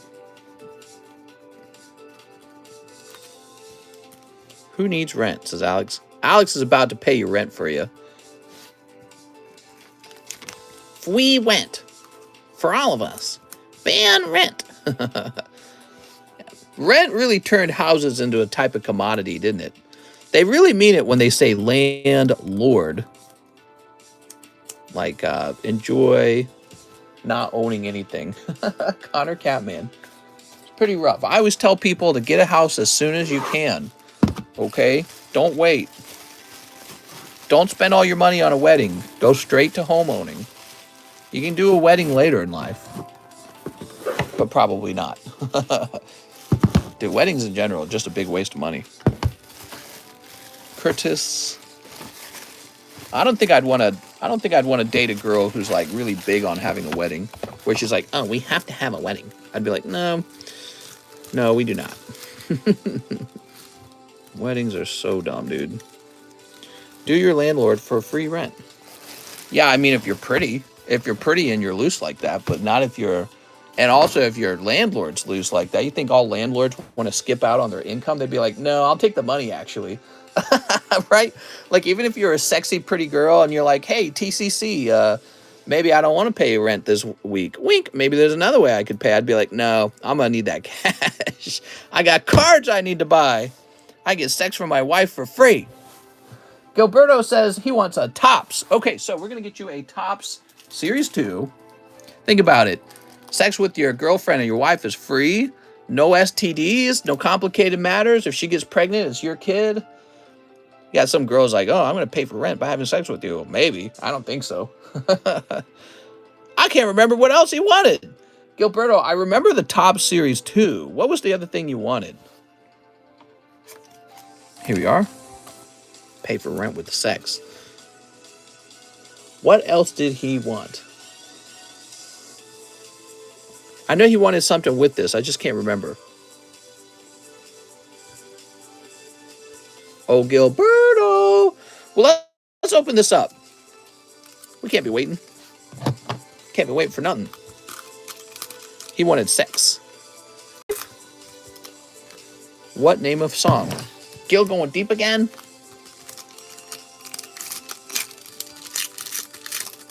All right. Here we are. I guess you pulled Krabby then, huh? Is that the way this works? Oh, you got one of the die-cut cards, dude.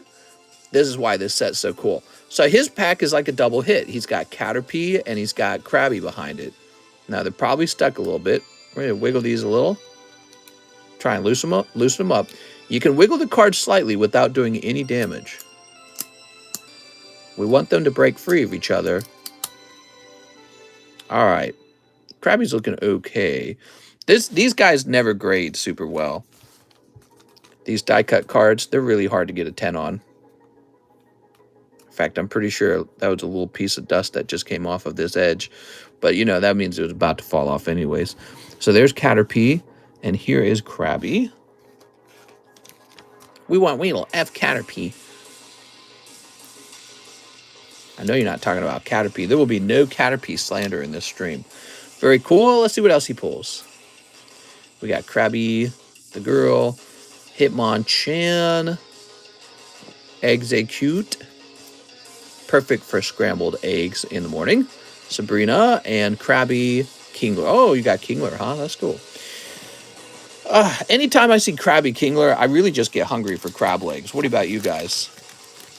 That Pokemon, that's one of the few Pokemon where I look at it and I go, I would literally eat you in real life. If you're in California and you buy mid, you need to stop. All right. Gilbert. Hard to find a good cut of skunk. Don't like seafood. Who here does not like seafood? Name yourself so we can ban you from the stream for all eternity. No, I'm just kidding. You will like seafood because I like seafood. See, that's how it works. You have to like the same things or else we're not besties anymore. I'm just kidding. I know there's a lot of people who don't like seafood. My own wife doesn't like it that much. I try to get her to like it. She just doesn't seem to eat it. You know, she likes French fries. French fries. Typical American girl. French fries. Ugh. Gross, dude. French fries. Both of these nuts. Wow, we got a table full of really nice slabs right now. There's all kinds of big hitters in here. Evan Stanachuk. Hey, mister, I'll take 2 of the McDonald's 2022s. Okay. You can make homemade fries in the oven. Yeah, those are gross. Those are sus. 2 Astrals. Come on now. 2 Chili Willies. 2 Battle Styles. Oh, we need a new box of the Battle Styles. That's annoying. Because I don't think I got them over here, do I? No. No. Where are my Battle Styles at? Alright, give me a moment. I hate having to look for stuff. Oh, here they are.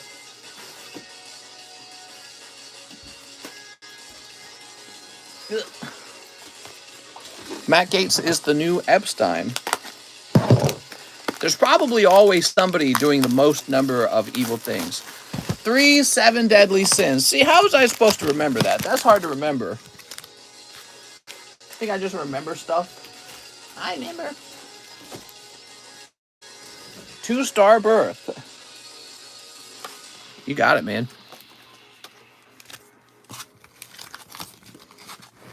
So, but before we open this, let's get Gil's 7 deadly sins. 7 deadly sins. I don't even remember a signature card coming out of them. I feel like they might be hot. They sell so slow. I don't know.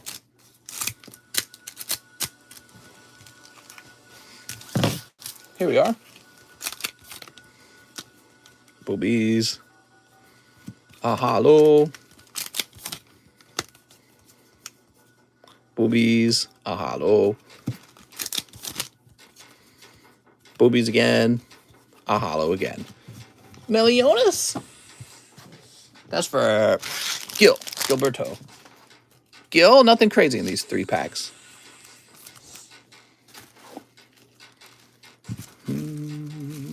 Got endless supply cards. Must be from the Onion Torrent. What? Good luck, Evan. So, Evan, you're going to pick up a lovely Among Us. Oh, how nice. Hillary wants to know your location.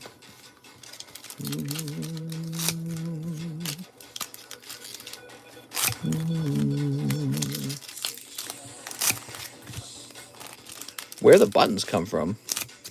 What? Among Us. Wasn't he like a top tier Pokemon for the VGS? Because he was like a wall. Oh, Empoleon. 2 hollows. Rufflet. Curlia.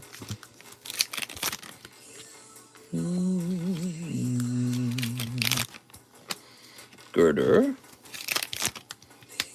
Bruno. Victini. Wow, that was kind of a rough round.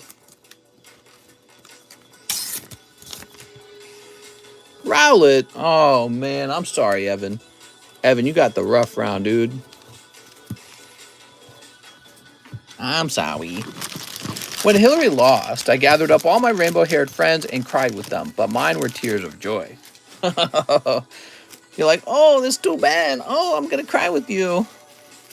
Get an ambulance. But not for me. That's funny.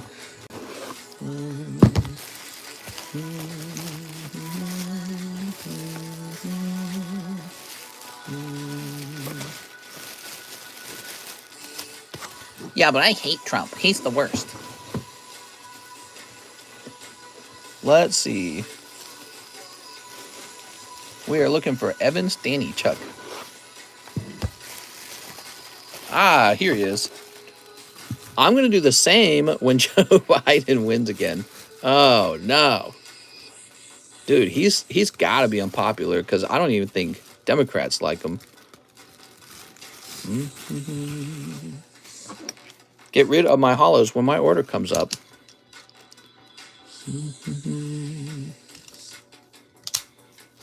$5K for an ambulance. I'm good. I'll drive myself.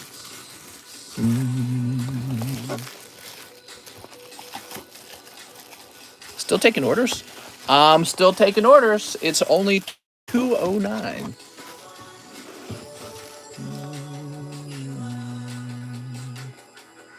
So now we have Osvaldo returns. He wants an Arcana.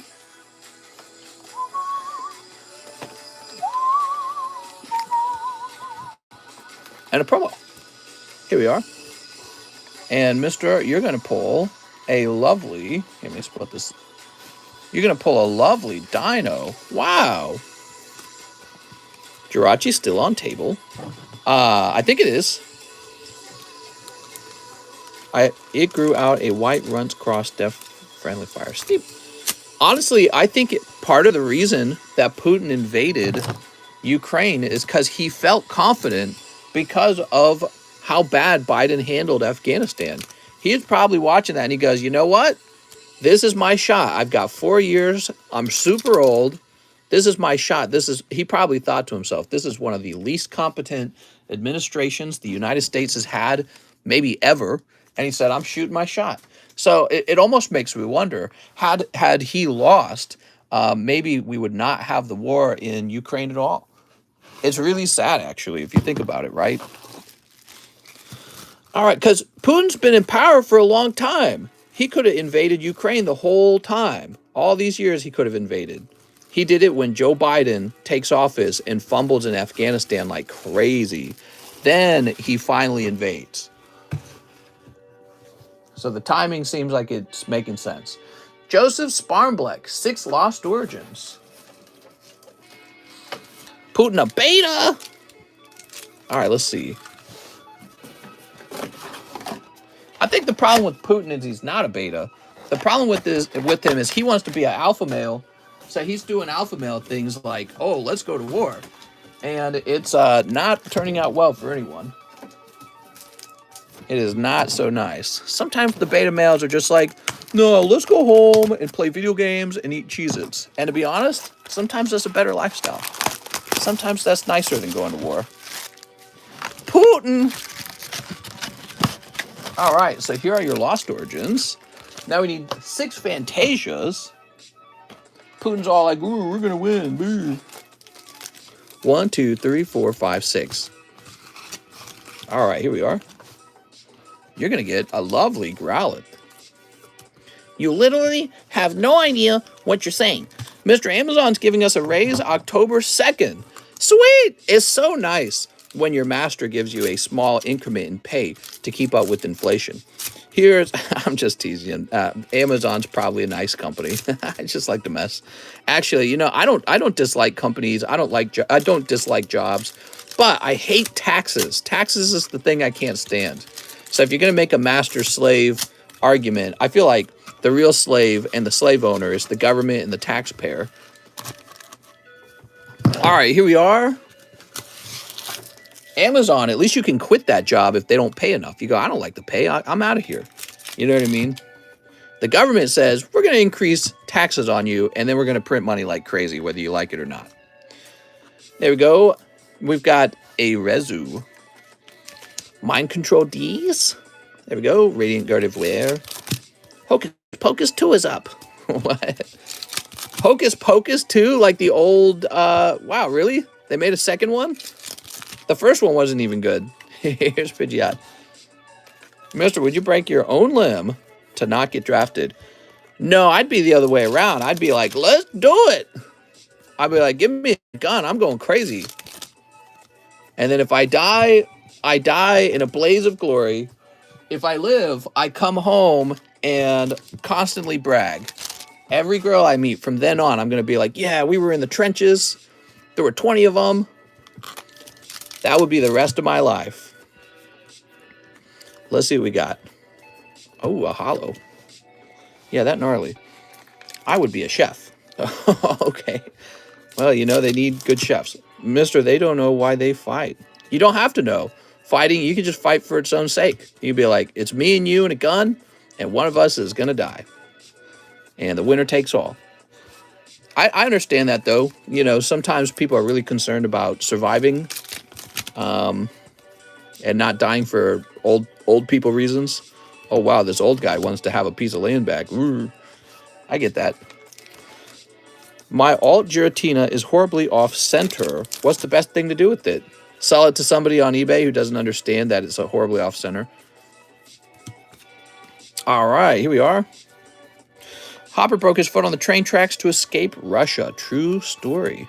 Oof. Here we are. What do we got? We got a hollow. You know, if I was a Russian leader and I found out that there were young men who were damaging their limbs to not go to war, I'd probably toss them in jail. I'd be like, you can't do that. You can't allow people to be incentivized to do that. If that successfully allowed you to escape war, then more people would do it. It's not a good idea. I feel like people take for granted the concept of like nationality, countries. They don't understand that this you take it all for granted. Like this all exists. The infrastructure, the military exists, your economy exists. You didn't build any of it. You were just born into it. Your ancestors built it, and they typically built it after doing a lot of shooting and stabbing and dying and horrible sadness, and now you just grew up in it. Now we're back to it. Now we're doing the stabbing and the shooting again, and you're like, well, I don't have to participate in this. I should just run away. And maybe you're right. Maybe that's the best thing for you if you're a sort of like non-competitive, nationless, you know, what would be the word? Somebody who runs away. What do they call that? Deserter? Nationless deserter. So, and yeah, it's an interesting concept. I feel like if you were a deserter and you were living in my country where my ancestors were not deserters, I'd find you and I'd kick you out. I'd be like, you're not coming out. You're not going to come in here and benefit from this. You're out of here. You're out of here, buddy. But, you know, it's hard to find out who a deserter is. But you don't want deserters in your country. You want people who will stand and fight. Those are the best kind of people. But, you know, both sides have people who will stand and fight, and then they kill each other. War is terrible. Joseph Sparmbleck. Oh, Joseph. It's called a wall. A wall. Yeah, I think that's similar to what I was saying, though, deserter. Here we are. If you are a deserter, I wouldn't want you in my country. I'd be like, well, what are we going to do if we have to fight? Are you going to run to the next one again? It's your, you know. But yeah, if it's a war you don't believe in, I get that. I get that. But it's funny, it's so easy not to believe in a war. And you will want a country filled with men who are going to fight a war and win it. You don't want to be in a country full of men who are going to run away. Here's Joe Hatton. So I have mixed feelings on it. I see both sides. Okay? Joe Hatton says, one battle boosty. I often worry that the United States is full of people who would do that. They would just run away. And it's like, all right, so why are you allowed to be here then? Joe Hatton. One pokey, bruh. I would hide in the trees and pop people. Mister will make John fight. Some wars aren't worth fighting. Remember Vietnam? I'm about to get hit with a hurricane. All right, Joe Hatton. One Pokebra. Oh, Gengar. Lovely. I'll serve my country, but I won't die for my country. Yeah, I mean, how many of you guys would die for your country? And if the answer is I definitely wouldn't do it, well, then there is no such thing as a country. It's not a country anymore. You're just there temporarily. You're just there for the benefit. You're not there for the country. So, and then when you get a people who are willing to really actually die for like the greater good, so the country's like the greater good, and you're like a you have that sort of contract with the country where you and the country are bonded. That's a powerful country. But how do you get men like that who are going to actually do that within their country? It's hard to find guys like that, in my opinion. And the more guys you have like that, the stronger your country is. The fewer guys you have like that, the more terrible your country is. So one battle booster, one Pokebra, one live custom. Here we are. Oh, that's a hit. Joe Hatton. Picking up EV9. What could that be? It's not this. EV9. What does that mean? I don't remember what EV9 is. It's not this either. EV9. Hold on.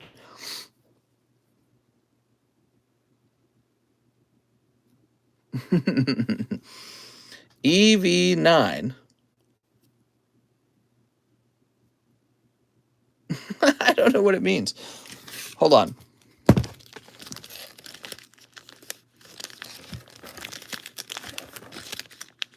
Let me just check the box. We no longer have leaders that will stand side by side with the soldier. Let's see. Mr. confused himself. Obviously that means something. What is an EV9?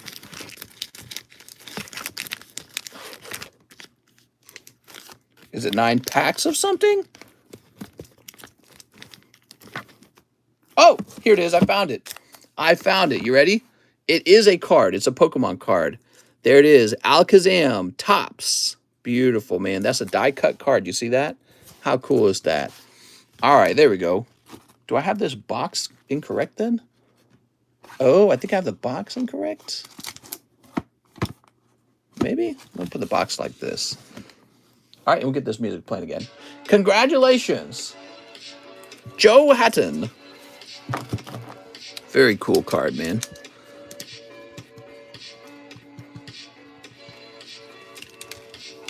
So that's EV9. Yep.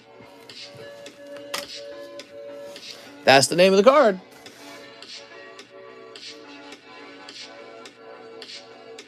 The rest, can you give me a 2/3 cheapish slab and then save the rest for shipping? Says Joe Hatton. What's up, Joe? I kind of want you to pick the slab out, okay? So I tell you what, Joe, because there's too many slabs.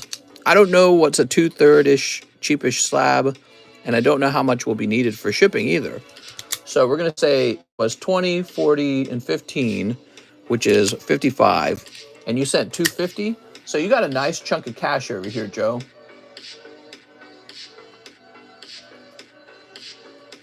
You have $195. You pulled that out of the I don't have a card for stack. Here we are.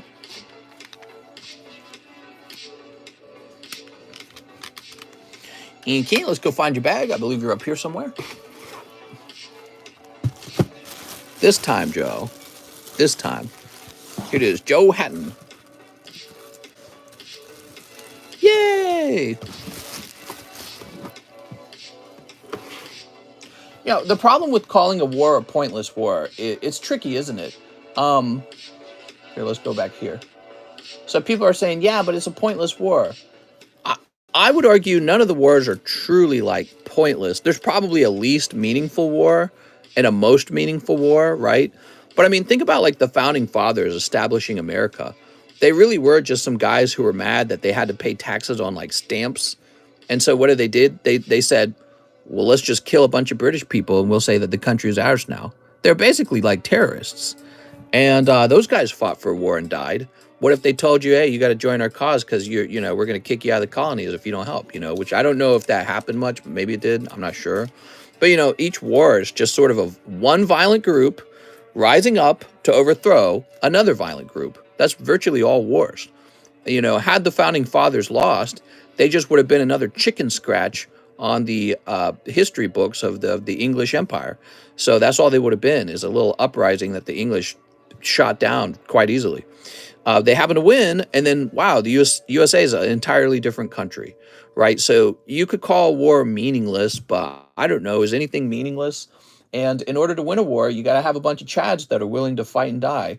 Jack the Tipper says 3 Don Russ. So here's the problem I have with guys who just want to be deserters, or they definitely don't want to have to fight a war. It's like you want all the benefits of living in a country, but you don't want to have to establish it. You know what I mean? But I get it if you just want to be like a pacifist or all this stuff, but it's like, I don't know, maybe we need to make a 2-tier system where soldiers are treated, well, I don't know, that would be tricky too. Life is meaningless. That's true. Pokemon is meaningless. So, there was probably somebody who said they objected to the founding fathers when they were trying to establish America. They said, why would we fight this meaningless war with Britain?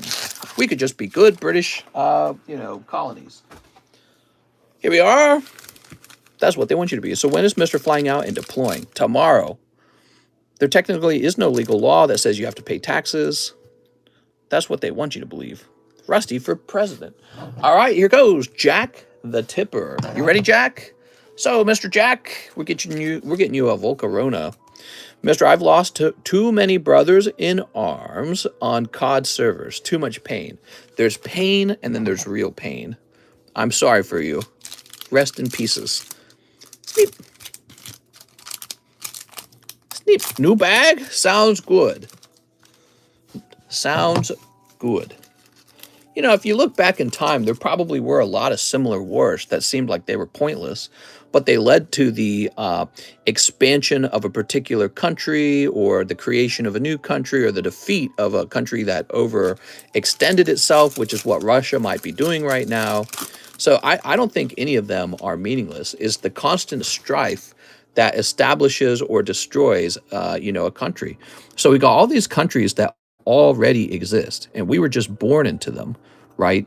And it's like we get all the benefits of living in them, but where did these country borders come from? Where did these governments come from that provide us, a structure for us to live within? Well, again, it was all done through war. It was always war. Even like if you look into the history of a country like Japan, where they were mostly just Japanese the whole time, you find that their own people were just viciously murdering each other to eventually establish the Japanese empire that we know today, right? So you look in and there's all these samurai cutting each other in half. They had hundreds of girlfriends, and then they would betray each other. They'd be slicing open their own stomachs so they could die with honor. Just all this crazy stuff, man. But then you get born and you're just like, oh, okay, now I'll be I don't want to have to do all that. That sounds painful. It's like, it is painful, dude. That's where it all comes from. And if you're not willing to fight, then your country doesn't deserve to exist. Your country will disappear because somebody else is willing to fight. Whoa, look at this. Holographic LeBron James. How nice. LeBron James. Ooh. Is that a good pull? I don't even know. Jack the Tipper. New bag. All right. Anyway, so my belief is that countries with men who refuse to die for their country, like they're confident that they will definitely not be willing to die for the country, those countries will just disappear over time. There's no way your country can survive with an attitude like that. You will eventually lose to a country that's more competitive than you. And that's sort of like, it's like a larger expression of two men fighting in the wild. You know what I mean? And we are still in the wild. It just doesn't seem like it because we have buildings, but we are. There's somebody who wants all your resources, all your women, all your money, all your land. They want to write the laws and not you, right? So it all is still all out there. Some angry guy He's like, I want to kill everyone. And you go, oh, I don't want to fight. I'm a pacifist. It's like, all right, well, you're not very useful, are you? Murkrow. Caca. Here's Eradicate. Kabutops. Ooh. Lily, 9.5. Beautiful. We live in the Wild West, mister. There ain't no laws. Dr. Evil Economist. Yeah, you know, it's funny. There's a guy, and his name is Evil TCC. I'm like, wait a second. Are you sure you're not good TC and I'm Evil TCC? So now we've got Miguel Reyes. So you a bit presumptuous. Miguel says, Slabaway for Misty's tears. You got it, man. The LeBron card sold for $3. Shame. Looks so cool. Well, that's ungraded. Maybe graded it would go for more. Do you still have Adventure Time? I do.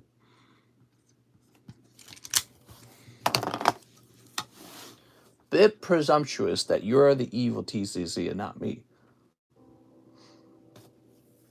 Here we are. We're going to say Misty, and we're going to say 500, and then 475, because it looks like you had already given $25 toward it. Yes. I live in the earthquake capital of the world. The earthquake. All right, cool.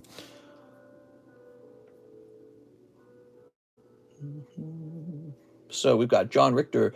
First order, new bag. John Richter. I'd love to get a sneaker bunko and a poker card. Oh, a poker card, huh? You got it, man. Oh, by the way, Miguel gets a free poker card, doesn't he? So here is Larvesta. This is for Mr. Miguel. Forgot about this. I didn't see Adventure Time on your list, unless I missed it. You might have missed it. It's in the Weiss section.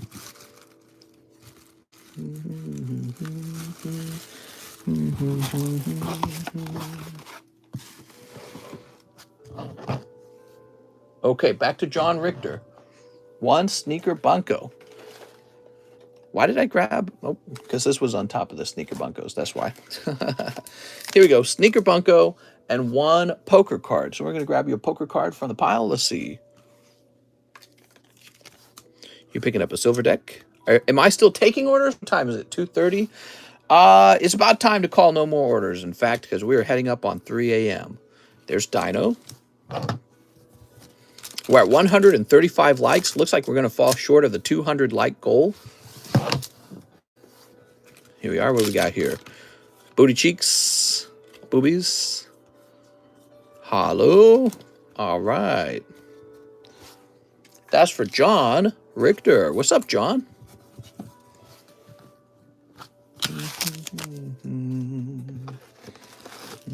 I just liked.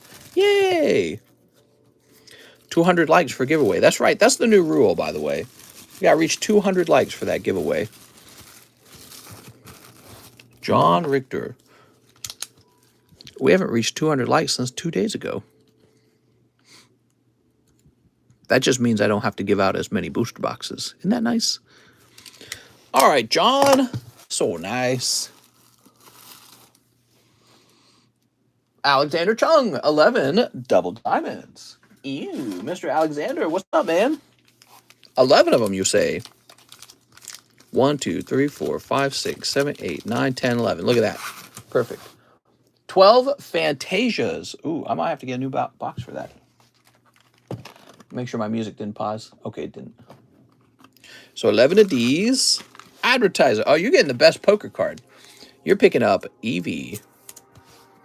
So, and then you need 12 of the bunkos. 1, 2, 3, 4, 5, 6, 7, 8. So that's 8.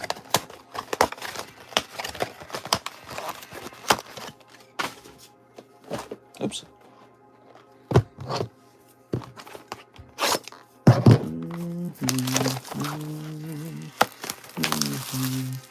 Smack that like button like you would smack your kids from disappointment.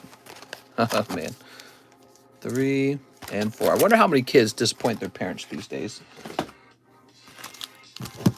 We live in a new crazy time period. All right. Beep. The Disney movie. Mister, I heard Florida airports are giving free one-way tickets to Martha's Vineyard. Martha's Vineyard, so progressive, receives 50 immigrants. And what do? They get the National Guard to deport them. Interesting. They say, you're getting deported from Martha's Vineyard because we couldn't possibly have you be here with us, the wealthy. They don't allow that. They could have established some place for them to live, but they don't want to live with them because they're actually the most racist people. Here we are.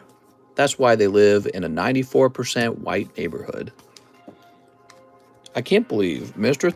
thinks he could stream twice a day and have children at the same time. Can I have a pack, says Dave. So many Airbnbs there, too. Here we are. Whoa, pitching 2 tents. All right. Yeah, it really upset me, man. Learning about all that. Did you open my cards? I think I did. I opened your 7 Deadly Sins. Oh, you got a full art. All right. So here's another movie card. Oh. And what is this? I never seen them before. I never seen Two Pretty Best Friends. Okay, girls in their swimsuits. And girl with the eyeball. Oh, she's hot. Why not make 50 immigrants rich? Teach them the ways so they don't have to be extra weight. Well, what they could have done is they could have just established a sort of like, maybe sort of like a place where they could stay and establish themselves and get jobs. What they did instead is they had the National Guard take them away. They don't want them there. That's what that says, by the way. They say, you can't be here. We have some of the greatest amounts of money in all of America concentrated right here in Martha's Vineyard. We could easily afford you. We just don't want to because you're not welcome here. You need to go somewhere else where we don't have to see you and be around you. That's what they're saying. 50, that's like nothing. That number is tiny. 50 is a tiny number. You wouldn't even know they lived there. You would not even notice them. 50 is nothing. And they still had to have them taken away by the National Guard. It's pathetic. And so I've kind of learned about the sort of like two-speak, or whatever they call it, double speak, when it comes to the wealthy and progressive Democrats, where they say whatever they're supposed to say, then they return to their 94% white neighborhood with gated community and millions of dollars. So they appear to be very progressive because that's the game. The game is to appear very progressive. You're not allowed to appear any other way. And when you look at their lifestyle, when you look at the way they actually live, they live in some of the least diverse places in the world. And so you go, oh, I get it now. It's just it's do what I say, not what I do, right? That's what it is. It's sort of like when a celebrity comes out on their private jet and then they claim that they really care about climate change. Oh, climate change is the worst. They climb into their private jet. Well, how much CO2 are you dumping into the atmosphere? They don't care. They're just playing the game. You know, they're just saying whatever they are supposed to say, and people just kind of gobble it up because they're not smart enough, I guess, to figure it out. Like, don't you see it? Don't you see that these guys are the manipulators, the liars? It's right in front of your face, you know? Anyways, it makes me sick to think about. Morning from the UK, here for Ancient Origins. Ooh, Ancient Origins. Sadly, I don't think it's going to be broken tonight. There weren't enough orders of Ancient Origins. It's more than halfway sold, but it's not done yet. All right, here goes Mr. Alexander. Sneep. All right. Sneep. Martha's Vineyard's an interesting thing because a lot of people think of like borders separating people of ethnic types, you know what I mean? And you forget that the real separation is the separation between the rich and the poor sometimes, you know what I mean? The separation between the wealthy and the poor. The wealthy don't want you in their gated community. You're not welcome there. That's why they built a gate. That's why they built a special place for them where you can't join them. They don't want you there. And I think about that all the time. Don't dump immigrants here to begin with like DeSantis did to begin with. I fly private jet all the time, mister, says Zach Mill. I feel like people just forget easily, and they know that, so they feel like they can get away with anything. I live there. He is correct. They refer to those people as the help. Right. Well, that reminds me of that famous clip in The View where there was the one lady, and she said, if we don't let immigrants over, Donald Trump, who's going to clean your toilets? And, it was a big gaffe because it sort of revealed that their way of thinking, whereas like they're defending them, the illegal immigrants, but at the same time, they're like speaking on them as if they're lesser people. It's like, that's the only way you think of them, huh? It's sort of, I don't know. It's that doublespeak that I think of as like, man, it makes me very uncomfortable. If they help that group with homes and vineyard, tell me not another group would want to come thinking they would get the same thing. Well, I mean, obviously you can apply the same concept to any scenario. So it's the same with like Sweden. Why do the people keep coming to Sweden from other countries? Well, because Sweden keeps taking care of them. So or why do they keep sending boats to, Australia, the UK? Well, because they keep rescuing the boats. UK, Australia, Italy, they keep rescuing them in the boats. They go, we only have to make it so far because they'll rescue us if we get close enough. Mister, can I ask you a personal question? All personal questions are not allowed. Yeah, go ahead. Ooh, Pulsman. I hope he sends more. I agree. I hope he sends as many as he can, as long as it's voluntary. And I think that Martha's Vineyard should have to help them. We can't tell people, we can't let people drown, I think you said. The most terrifying 8 words were from the government. I hope he sends more. All right, let's see. I think that it's been a big moment where it sort of exposes people who do not live on the border, who like to talk a big game or maybe point fingers and virtue signal about, oh, you need to do this, you need to do that, how racist you are. But then when they're faced with the problem themselves, they crumble. They're like, how could you? How could you do this to us? You sent 50 people here? What an outrage. Yeah, I was like, wow, dude. Talk about hypocrisy. All right, what we got? Pulsman, Taitamon, Gankuman. There we go. Gankuman. As an Australian, I don't listen to Sasak. So, Alexander Chung, he says, I have a bag already. Let's go find it, man. Boy. All right.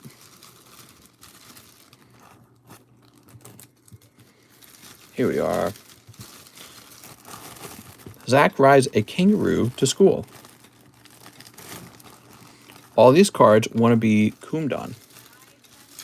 What? As a Hispanic Latinx, Yo Gamma Corn, he's in the pouch. Put this up here. Martha's Vineyard. Man, that's so annoying, man. All right. All done with that. Now we've got Mr. Paul Newman. Please grade my yellow deck Gym Leaders poker card. You got it, Paul? Oh, Mr. Paul.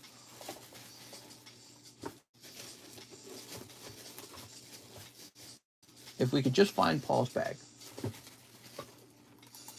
Surely Paul's bag is just around the corner.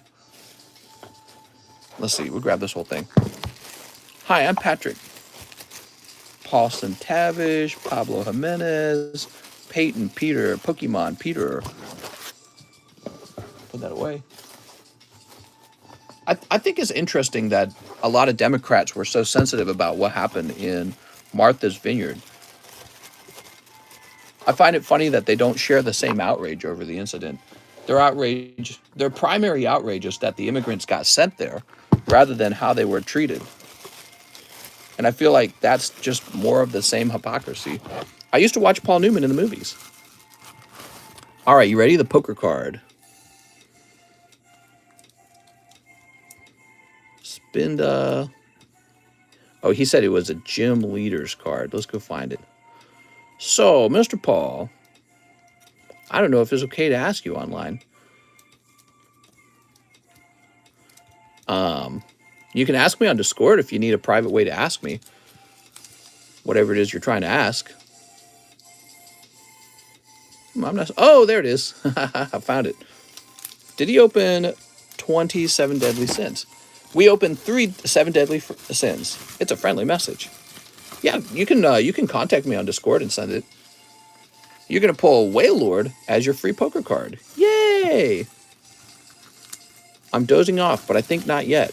I've never tried crack, but I'm not saying I wouldn't in my lifetime. Oh my God. When it comes to drugs, if you know you don't want to develop a habit around it, why try it? The problem with trying it, you might like it. And then, oh no, well now you are developing a habit around it. So sometimes the best method of not becoming drug addicted is you just don't try a drug that you know is bad for you. You know what I mean? Like if you could go back in time and never drink soda because you know soda's bad for you, maybe you would not drink it today because you don't know what you're missing out on. Paul Newman. There are things in life you could do without. So I don't try any new drugs. I'm not really super interested in them. I don't want a drug habit. I'm happy not having a drug habit. Don't bring soda into this. Yeah, I know. I drink soda. I love soda. I know it's bad for me, though. Christine Andrews. Oh, no, mister. You forgot my 1 Arcana pack. I know it's a cold pack, but I still need that cold card in my life. All right. Sorry about that, Christine. 1 Arcana. How bad is soda for you? I'm not sure. I know it's bad for your teeth. I know it's full of a lot of different chemicals that if you were to study them, probably are not healthy. They're probably carcinogenic. Because everything's carcinogenic, you know what I mean? All right, Christine, you know what's crazy about sodas? They actually put salt in the soda. They put sodium in it so that you get thirstier after you drink it. Yeah, there's no way it's healthy for you. Here you go, Christine. Thank you so much. Sorry about that. All you really need is water. But I drink, I drink soda too. I love soda. We have Mr. Shaw. All right, Mr. Shaw wants 4 One Piece Romance Dawn. Ah, well, you're in luck. We're getting a whole case of them out, okay? Give me a moment. Time for a new One Piece case.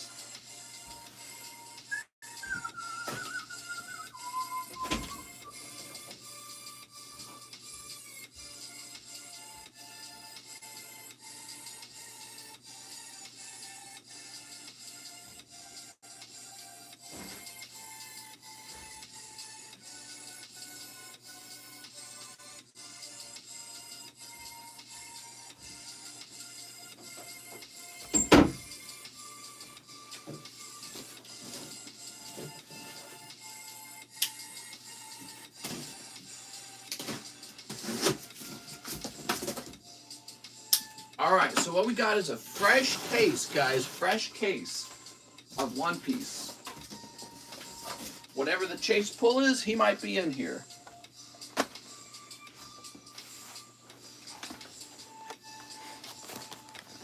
Here we are.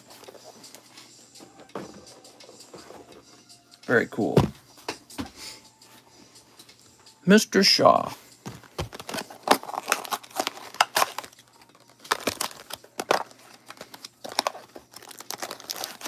Try quitting sugar. Dude, sugar is the real drug, man. Try quitting sugar.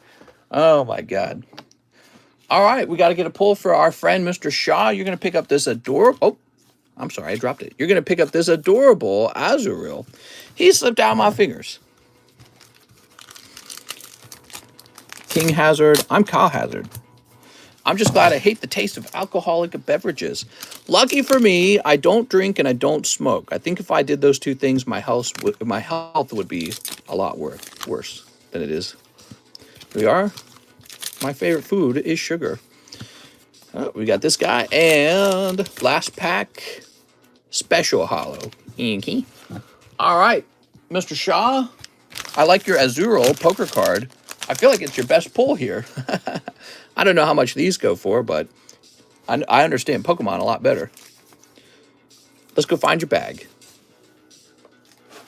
Might be in here. Mister, next time you drink a soda, look at the back of the can and read the sugar and calories. It will make you think.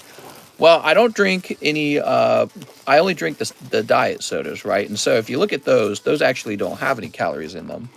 But they still have a lot of chemicals, and the fake sugar might not be so healthy. So if you're chugging a lot of diet soda, you might still be drinking something pretty unhealthy for you. But calorie-wise, I'm not taking in any new calories from the soda. Funny though, they found that people who drank diet sodas didn't lose weight because they tended to eat a lot of junk food. That one card is worth 10 more billion. Minister, who would win in a boxing match? Ash or Yugi? Definitely Ash. Then he'd take Misty home, and him and Misty would have a Pokemon battle. Nick Dennison is back, 15 Evolving Skies. Come on, man, you owe me an Altart. All right, you got it. 1, 2, 3, 4, 5, 6, 7, 8, 9, 10. 11, 12, 13, 14, 15. What is the price on Evolving again? I forgot. Evolving is 9. Okay. Perfect, okay. Wow, Evolving Skies, man. More like Evolving Bankruptcy. 1, 2, 3, 4, 5, 6. Yugi can swap to an Ancient Pharaoh, so he has 2 lives. Sleep. Yeah, but Ash is immune to electric damage. He's basically like a god. He's basically Thor. Think of all the times he's been shocked by Pikachu, and it does nothing to him. He just lives right through it. All right, you're picking up a very adorable Oshawott for your card. Ooh. Okay, we got Swablu. That night hiker was on the table. I was so close to the ER. What are you talking about? We got Chinchou. Matthew, you're a traitor. Ash, also a beta male with no game. What? He abandoned Pikachu. Eevee. Does Yu-Gi-Oh! Have a romance between him and the main girl or whatever? All those times his Charizard flamed him. Yeah, I mean, Ash is basically immune to all elemental damage. Dialga. Swoobat. Nothing seems to kill Ash. Ash has Pikachu is basically a walking nuclear weapon. Yeah, what are you going to do, Yu-Gi-Oh? Yu-Gi-Oh's got nothing on me. Thievul. It's 250. I'm calling no more orders. No more orders, guys. No more orders. Oh, you did it! Dragazol. Yay! It was all worth it in the end, Mr. Nick. All worth it. Lilligant.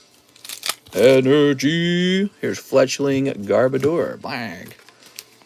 Pikachu is an emotional basket, but still a lovable emotional basket. Here's Medicam. Wow, you're going to need 2 pulls. You're going to need 2 free poker cards from this round, man. Holy. Nick Denizen, I'm so sorry, man. I'm going to toss you one more card. Are you ready? All right, Nick. You're picking up Lucario. So, Nick, 2 lovely poker cards, but terrible pulls from your Evolving Cries.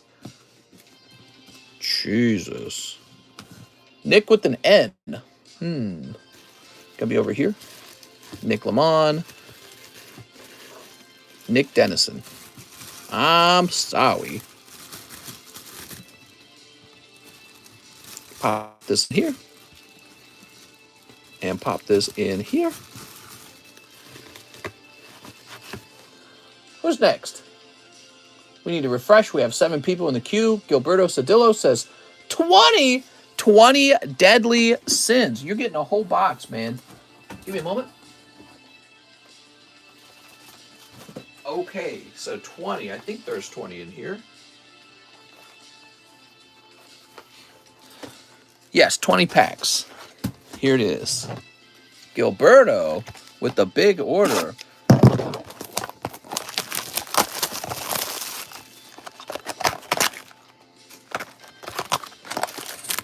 Oh, so first of all, you get this little cute chibi card. And there's your 20 packs. So you're guaranteed to get a full art out of there. Question is will you end up getting a signature too? Let's get you 2 poker cards because you're ordering so much. We got a Moga. And we got Skitty the Kitty. There we go. Wait, I have this Tay and watch.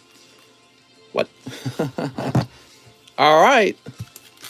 Time for a big hit to come out. So, Seven Deadly Sins is a Netflix anime. I've watched an episode or two. Look at how that cut. That's so funny. And it's all right. Weirdly sexual. This main character will like grab the girl's character's like boobs.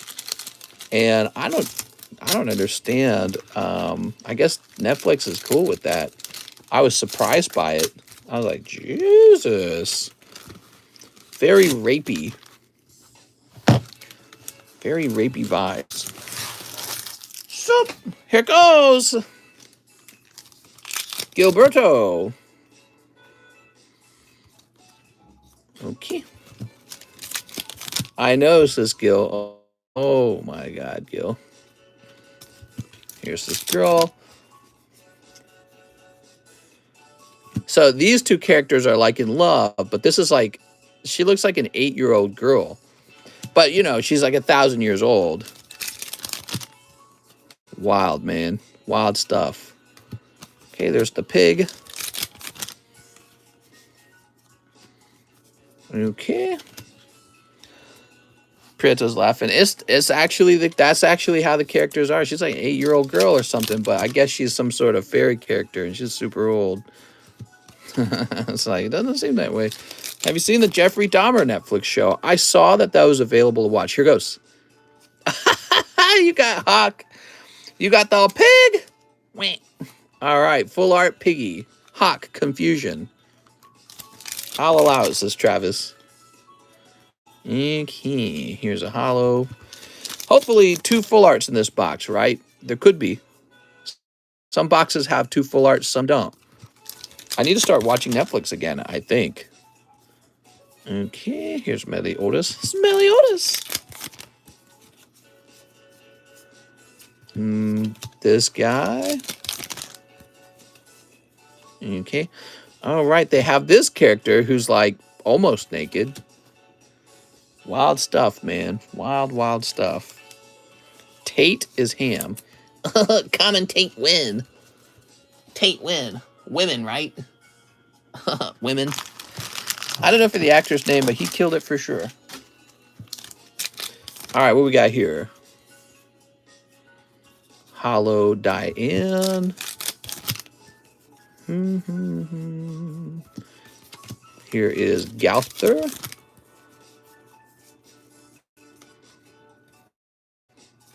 Oh, why did it fall? Oh my God. I'm sorry. Don't worry, it's just this ugly card. You know, I wasn't handling it as well as I would normally because it's not that good looking of a card. It's Lechonk. Come on, full art. So are they cartoony looking on the show also? What are we talking about? Here is Elizabeth.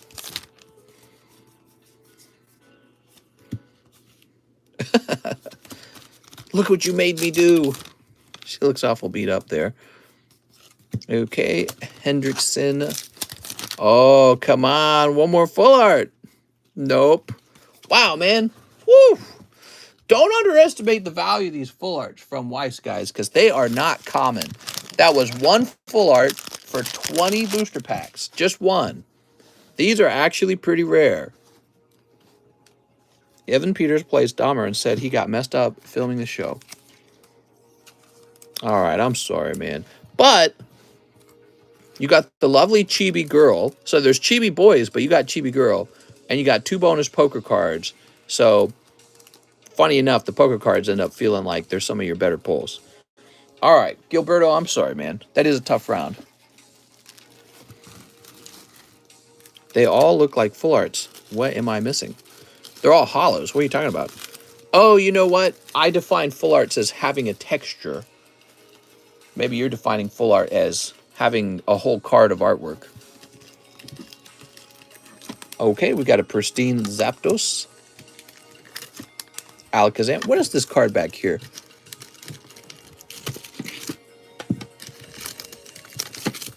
All right, so give me a minute.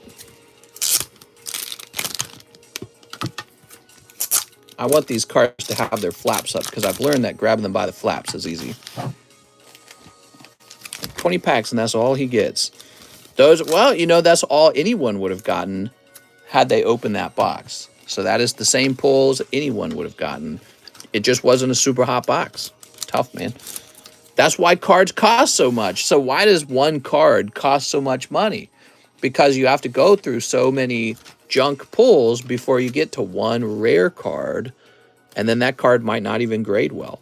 So that's why people end up paying $400 for that guy. That's what gives him his value. Grab them by the flaps.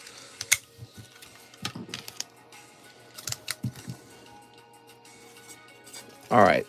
Open flap is the only way to go with these because it allows me to easily grab the card and put it to the front. So there's some back here that don't have their flap. What is this? Lieutenant Surge Magnemite, Charizard 9, and Pristine Cloud. Cool. Throw these away.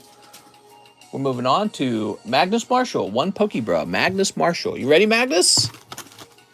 Can I see my bag? You can look at it, yeah, for like 1 second. Here it is. Do you want me to pull all the cards out? I kind of don't want to do that. I'm a little worried about moving your cards around too much.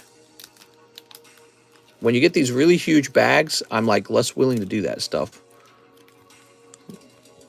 It's safer for me not to move them, by the way. That's why I say that. Rayquaza. So something you don't talk too much about is it's always better for someone not to handle your cards any more than they need to be. But I mean, we could, if they were in smaller bags, it would be easier. Uzma.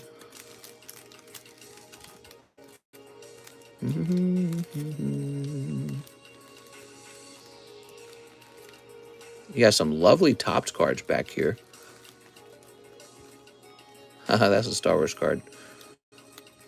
Oh, Misty. Misty Mommy. Golbat. All right.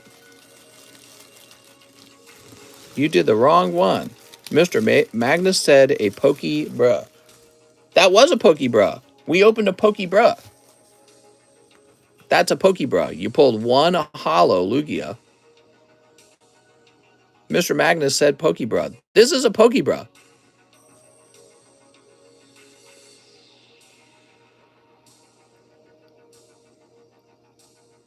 I'm waiting for someone to confirm. Look, there's two boxes, left and right.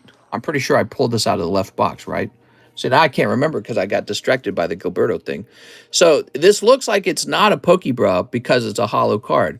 This is a very good hollow card. This is hollow Lugia. I don't just put this in the live customs. Live customs have crap like this in it. So a live custom, I have something like this in it. It's something we can crinkle up and throw it away, right?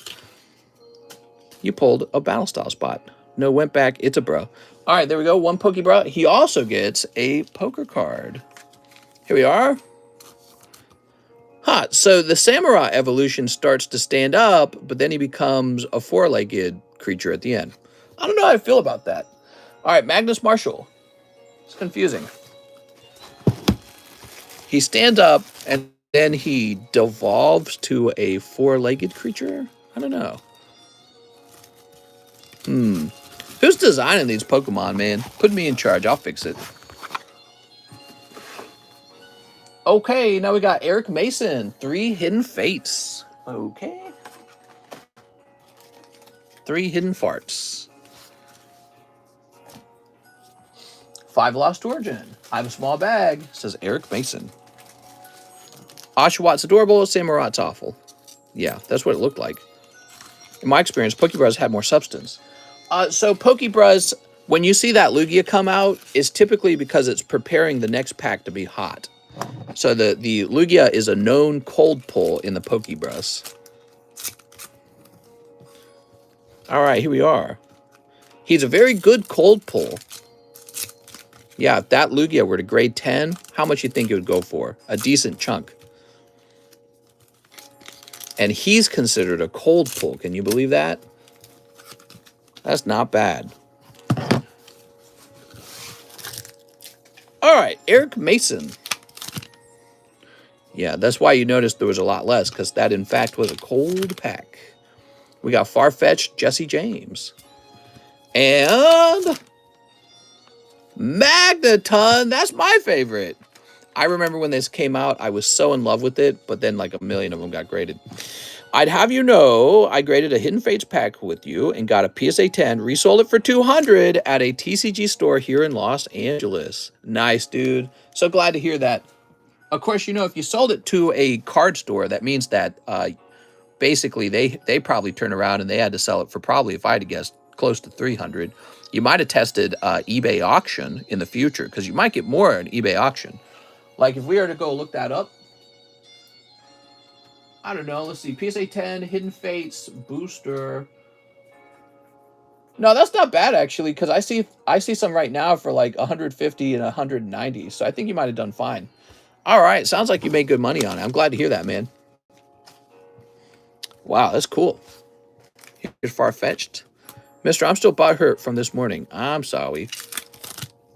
What happened this morning? I don't even remember. Was it the McDonald's pack? Here's Magnezone. Ooh, you got Magneton, Magnezone. So in the TCG, he's allowed to play this card on top of this one. Is that right? I'm pretty sure. That's cool, man. Haha, no, I'm just being a goof. All right, let's see. Here's, oh, a Crobat Snipe. Nice, beautiful. That's called a character secret rare in the VMAX Climax set, and it's considered the hit in the box. So I think it's considered a hit here as well. Okay, and Shiftry. Sadly, those 200 went to food, gas, and no Pokemon. I hate when that happens, lol. Yeah, oh man, it's expensive to live, man. It is expensive to live. Nowadays, $200 feels like $100. You know what I mean? Like literally half what it used to feel like. Do you remember your first customer? No, I don't. But it was probably some of my friends from the DOGECOIN. Might have been Mahasvara or somebody like that. All right. I always put Pokemon first. Gil, build a fire to roast those pigs on. We can all eat. Okay, Eric Mason. New bag? He says, I have a small bag. Okay, let's go looking for Eric Mason's bag. It was me, mister. Was it really? I don't think it was. Was it? Evan Shea. I don't remember anything back then. That was too long ago. Does anyone remember? Still order taking? Well, we need to wrap up. It's 3 a.m., so I gotta say no, because I got some more orders to finish still. We are wrapping up. So the next Pokebro will be good. It could be the next one, or it could be 2 more from now. Here we are. There's no promises in the Pokebiz. But yeah, anytime you see a card like that Lugia come out, is typically building up to a hit. Wilbur Viato, I'm broke. Just one Hololive. Just one Hololive. I'm sorry to hear you're broke. Here's a little bonus Hololive promo, okay? Mister, what sides do you eat with steak? So we just had steak. We had steak yesterday. I cooked it. I did a really good job. It was like so good. It was like straight out of a restaurant. My wife was really impressed. I'm smarter. I'm better. I'm better. I am better. Thanks for hitting that subscribe button. I cooked dinner yesterday night, and it was steak with homemade potatoes, and then the other dish was beans. I had some delicious beans with onions that I cooked in the steak drippings, so they were really good. And that's what we had last. It was mashed potatoes and beans. Very, very filling meal with a lot of protein and fiber. All right, Wilbur, it's a really, really enjoyable meal. He didn't say if he had a bag, though. Let's see if he's got a bag. Ugh. I've been thinking about those beans. What? Whoa, some of these bags are super old, man. Wilbur Viado. So, oh, but you need one of these. So you got a lady, and here's another lady. Here's a Pokey lady. My wife loves beans. I don't know what it is about them, but she just eats beans like all the time. She's going to outlive me for sure. Y'all are eating real meat? That's banned in Australia. It's all Beyond Meat now. Is it really? I'm sure you're joking, but how bad is it? Here's Daniel Garcia. Payment towards my Slabaway. Thank you, Daniel. Daniel Garcia. So this becomes $240. Thanks, man. We have, I don't enjoy beans. Well, you know, and that's because beans are healthy for you. People don't enjoy things that are healthy for you. They want to eat butter, they want to eat donuts, they want to eat candy. But beans, that's like real food. Oh, I hate it. But beans are great, man. They're real healthy for you. And if you cook them in steak drippings with onions, they're pretty amazing. Yeah, steak drippings is like a gravy. Really yummy. So he says, I have a bag.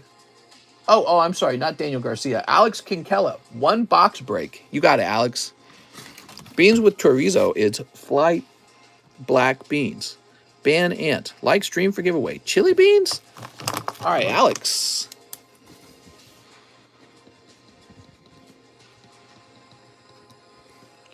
Another thing we'll eat with steak sometimes rather than beans is like macaroni.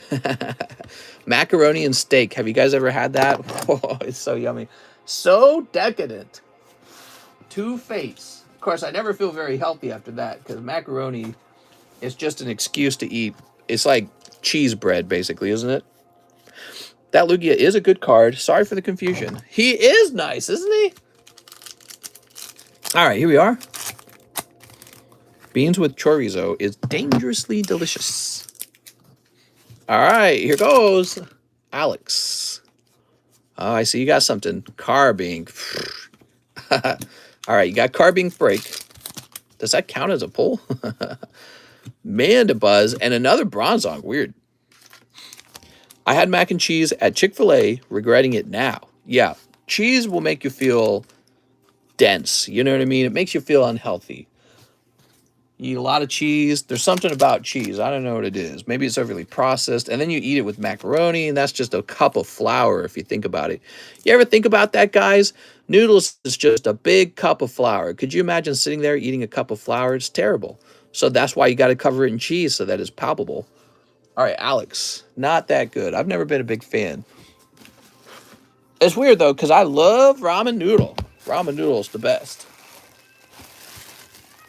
Here's Alex. Alex Kinkella. Whoop. I love ramen. Can eat ramen every day. Here's Maximilian Schleiting. 3 Astral Radiance. 3 Astrals. Steaks and chip drizzled on beef dripping. 2 Chili Willies. 2 Fusion Strike. My family taught me you never let the steak drippings go to waste. You always have to make a side dish in the steak drippings. Sometimes you do like portobello mushrooms.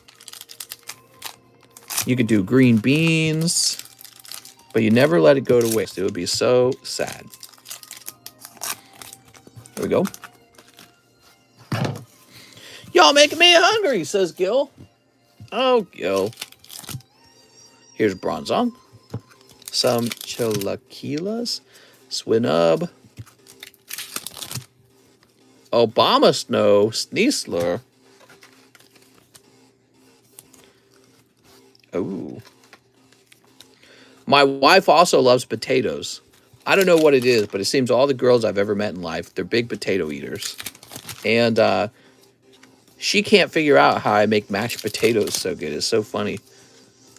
We made so many potato dishes as kids. It's like I know them backwards and forwards.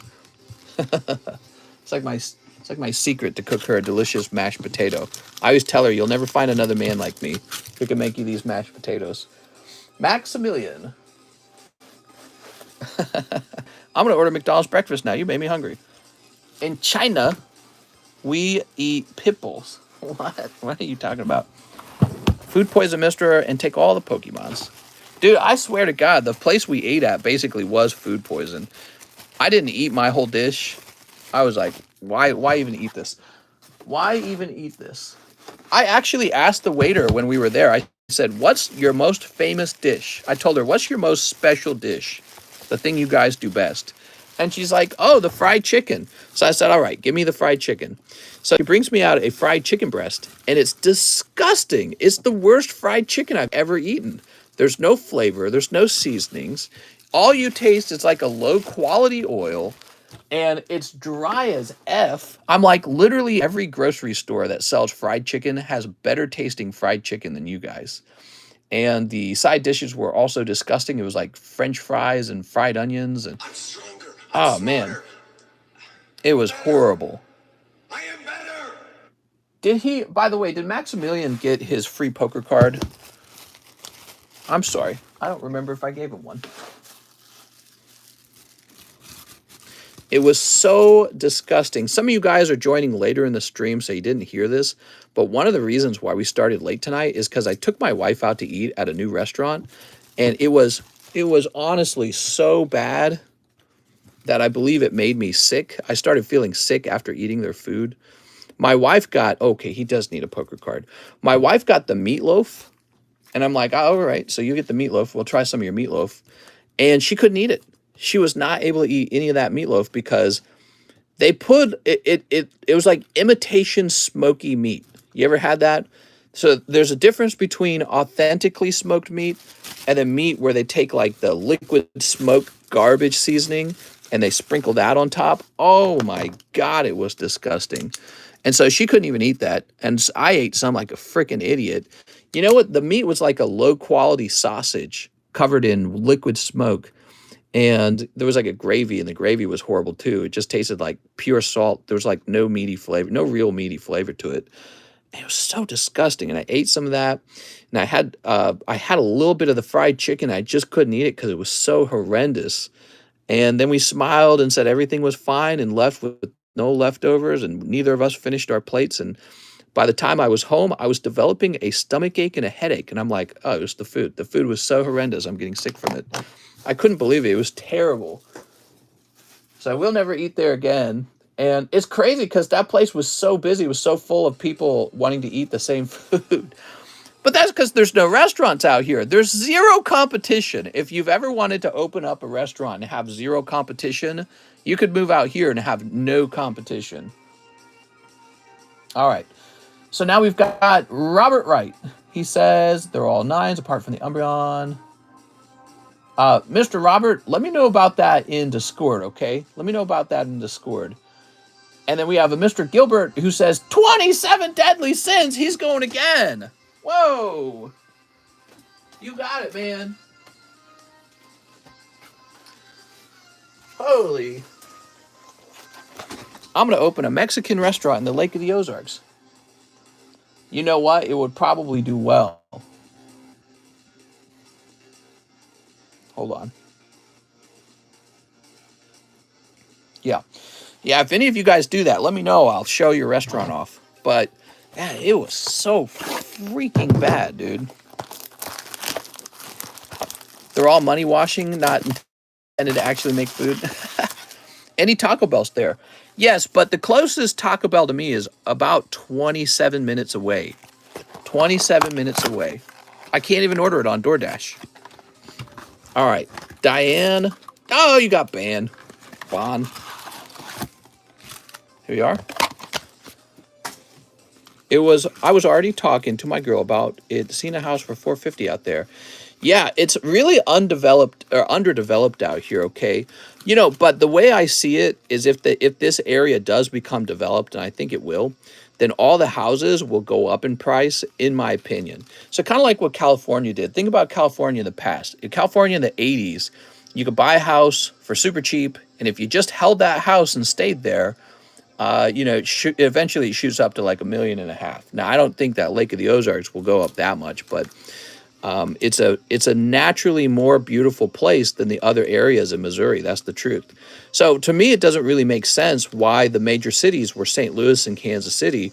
The only reason that happened was because it was on the border of another state both times. St. Louis is on the border of Kansas. On the border of Chicago. And Kansas City is on the border of Kansas. Also, the the rivers run through there. And so the steam engine boats, they would transfer goods across the water. So that was why those became the big hubs. Now that that's over and we're in a new era of, being able to work over the internet, I feel like areas that have a more natural, maybe like environmental advantage will become more developed as people decide to move around rather than live in the dirty, grimy, overpriced cities where all the murders happen.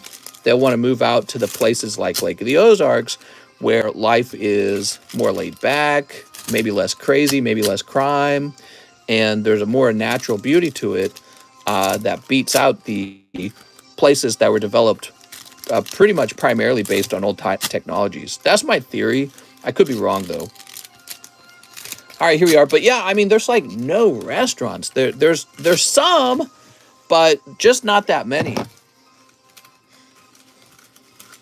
Good day and meal, says Lorenzo. Shoop. All right, here we go. There's not that many restaurants. There is a Mexican restaurant not right next to our home. I think it's called like Mamacita's or something like that. We went there. It was like all white people making the food, and it was not that I'm saying white people can't cook good Mexican food, because I'm sure they can, but there was just something, it just didn't feel that authentic as a result. And then we actually got to eat the food. It was trash, dude. It was terrible. We're like, we're not coming back here. So each time we try these restaurants out here, these family-run restaurants, these small non-chain restaurants, we want to support local business, and it's like, wow, this is some of the worst restaurant food we've ever eaten. Like, what are we doing, man? Oh! I told you, Gil! Gil, you owe me, man. I told you I don't think I'd seen a signature. Meliodas signature. Wow, man. How about that? Beautiful. Dude, that's very lucky. All right, probably not as good as if you had gotten her signature, but I believe he's like the main character, right?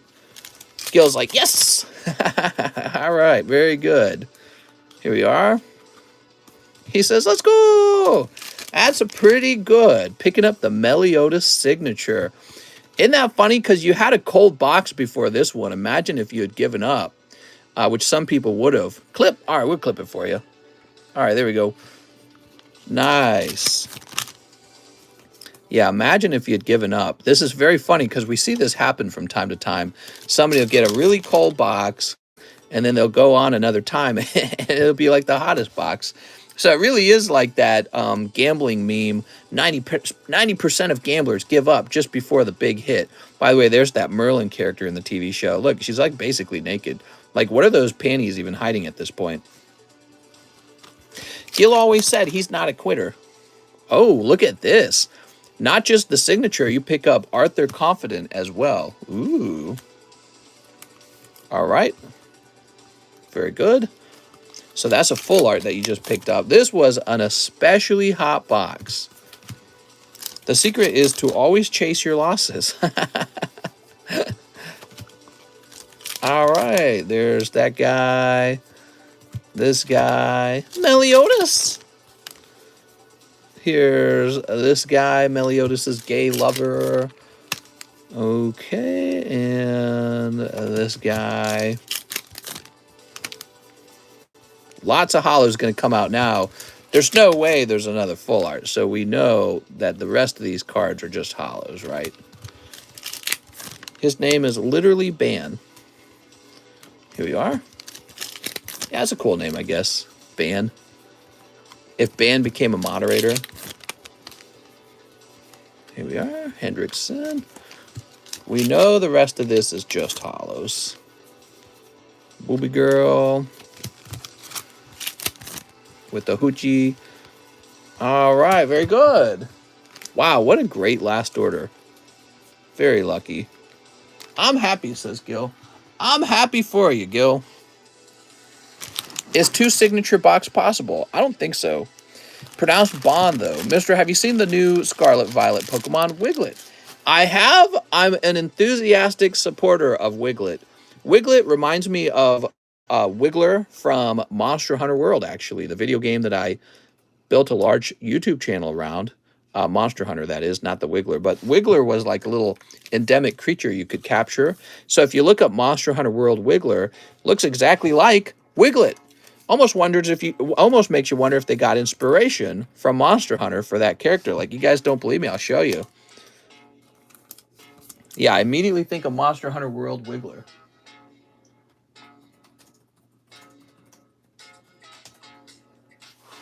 Okay, you ready? So this is the endemic creature, Wiggler, right here. Looks a lot like Wiglet, wouldn't you say?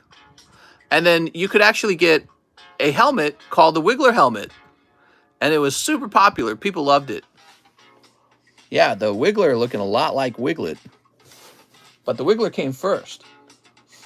All right, that's for Gilberto. My friend got stabbed on the bus for using the black version of Wiglet. Oh, my God. All right, cool. So, Gilberto. We'll have a bag right over here. Now, you also need your poker card. Oh, you're picking up a nice one, too. Here it is. Samurai. No more orders, guys. We had a great stream. I think Gilberto gets the best pull of the night. Your bag's pretty large here, Gilberto. So I guess we'll do this.